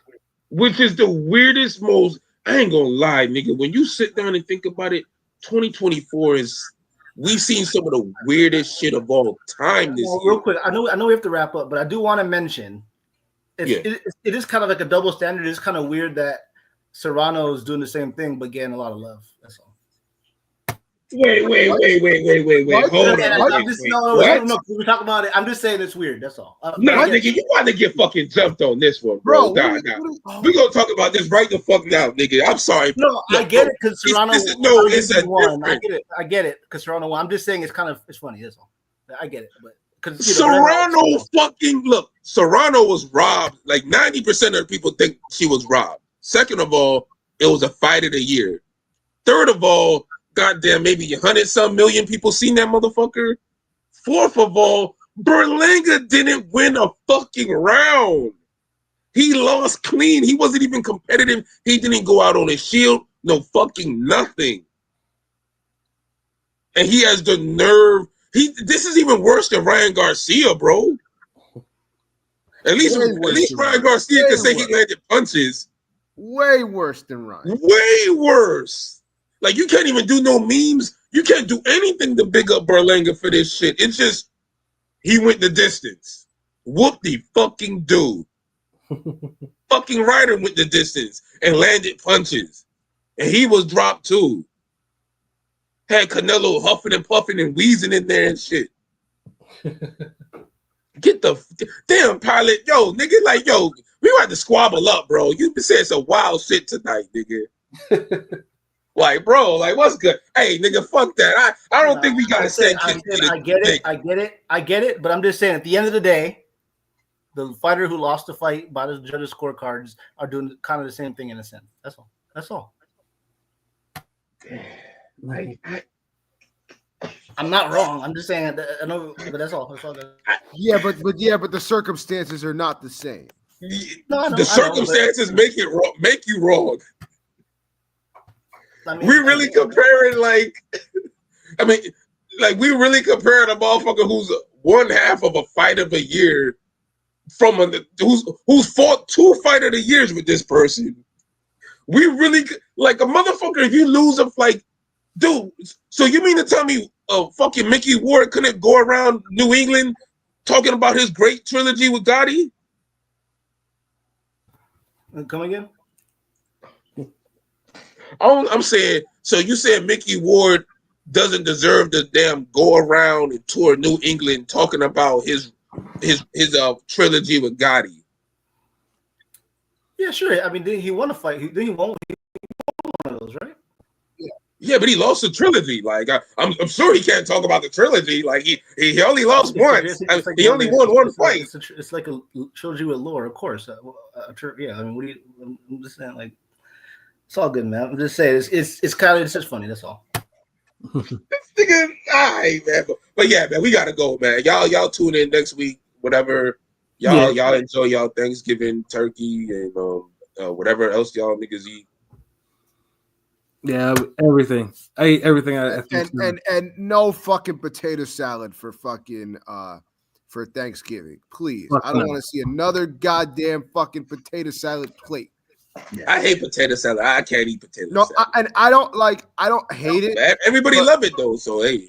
I don't hate it, but I seen on Twitter somebody having a plate of potato salad for preparation for Thanksgiving, and it was one of the most disgusting fucking plates of potato salad I ever seen. I was like, bro, how the fuck you fuck up potato salad like that? Easy. Some people do too much. Hey, that might, you gotta make a fire Twitter poll for tomorrow about some food, because What's the worst thing you could fuck up for Thanksgiving? A, potato salad.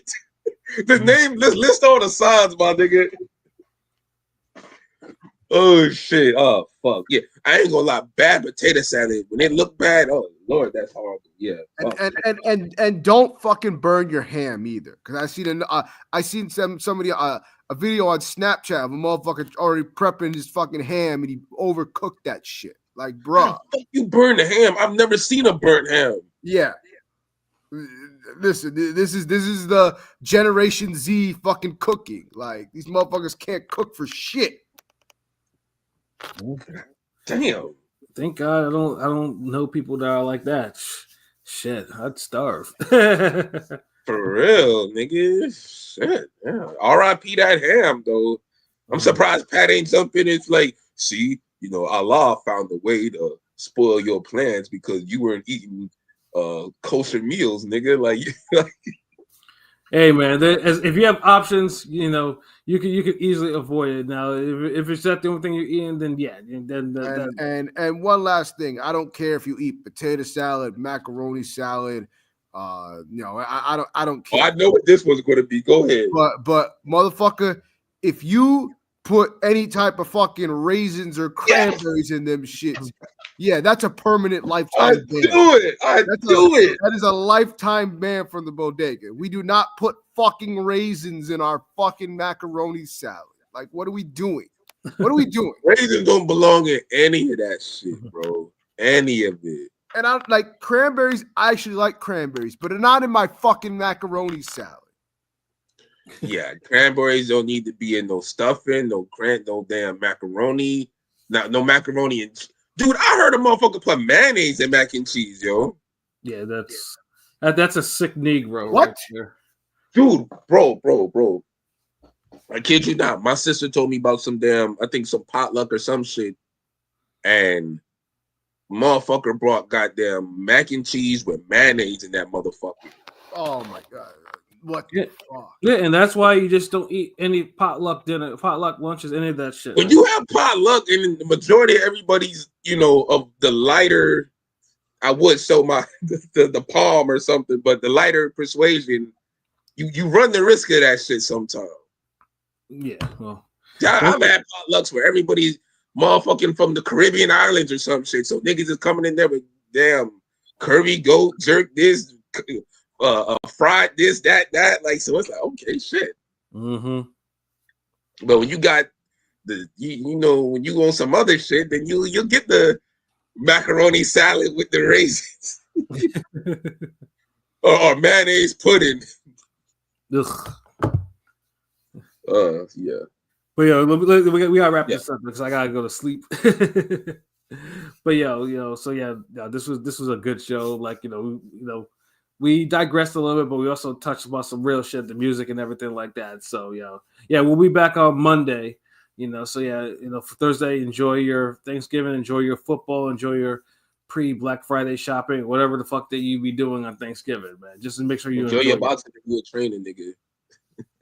Yeah, exactly. All y'all ain't gonna be watching football that day. And honestly, Black Friday ain't that big of a deal that you should be running over grannies with your fucking shopping cart. Cut this shit. Yeah, that's why we have credit cards now. I'll do it. Like, I only go to Monday that bitch. Yeah, I go to the stores way after, and usually it's only a few stores that I go to. Like, I don't need to be at the mall or anything like that. I might go to Old Navy or something like that, just go pick up whatever, and then have to keep it pushing. But yeah. Miss me being early in the morning in the fucking line. I haven't done that in years, and I don't need anything that bad. But we'll get ready to get up out of here. We'll see y'all next week. So for myself, Pat Scorpion, New England representative, for LB Shuttleworth, the God, the GOAT artist, for King People Bodega, and for Conscious Pilot. This has been another wonderful episode of Real Talk, where as always, if shit's real, we talk about it. So until next time, peace. Fuck them raisins.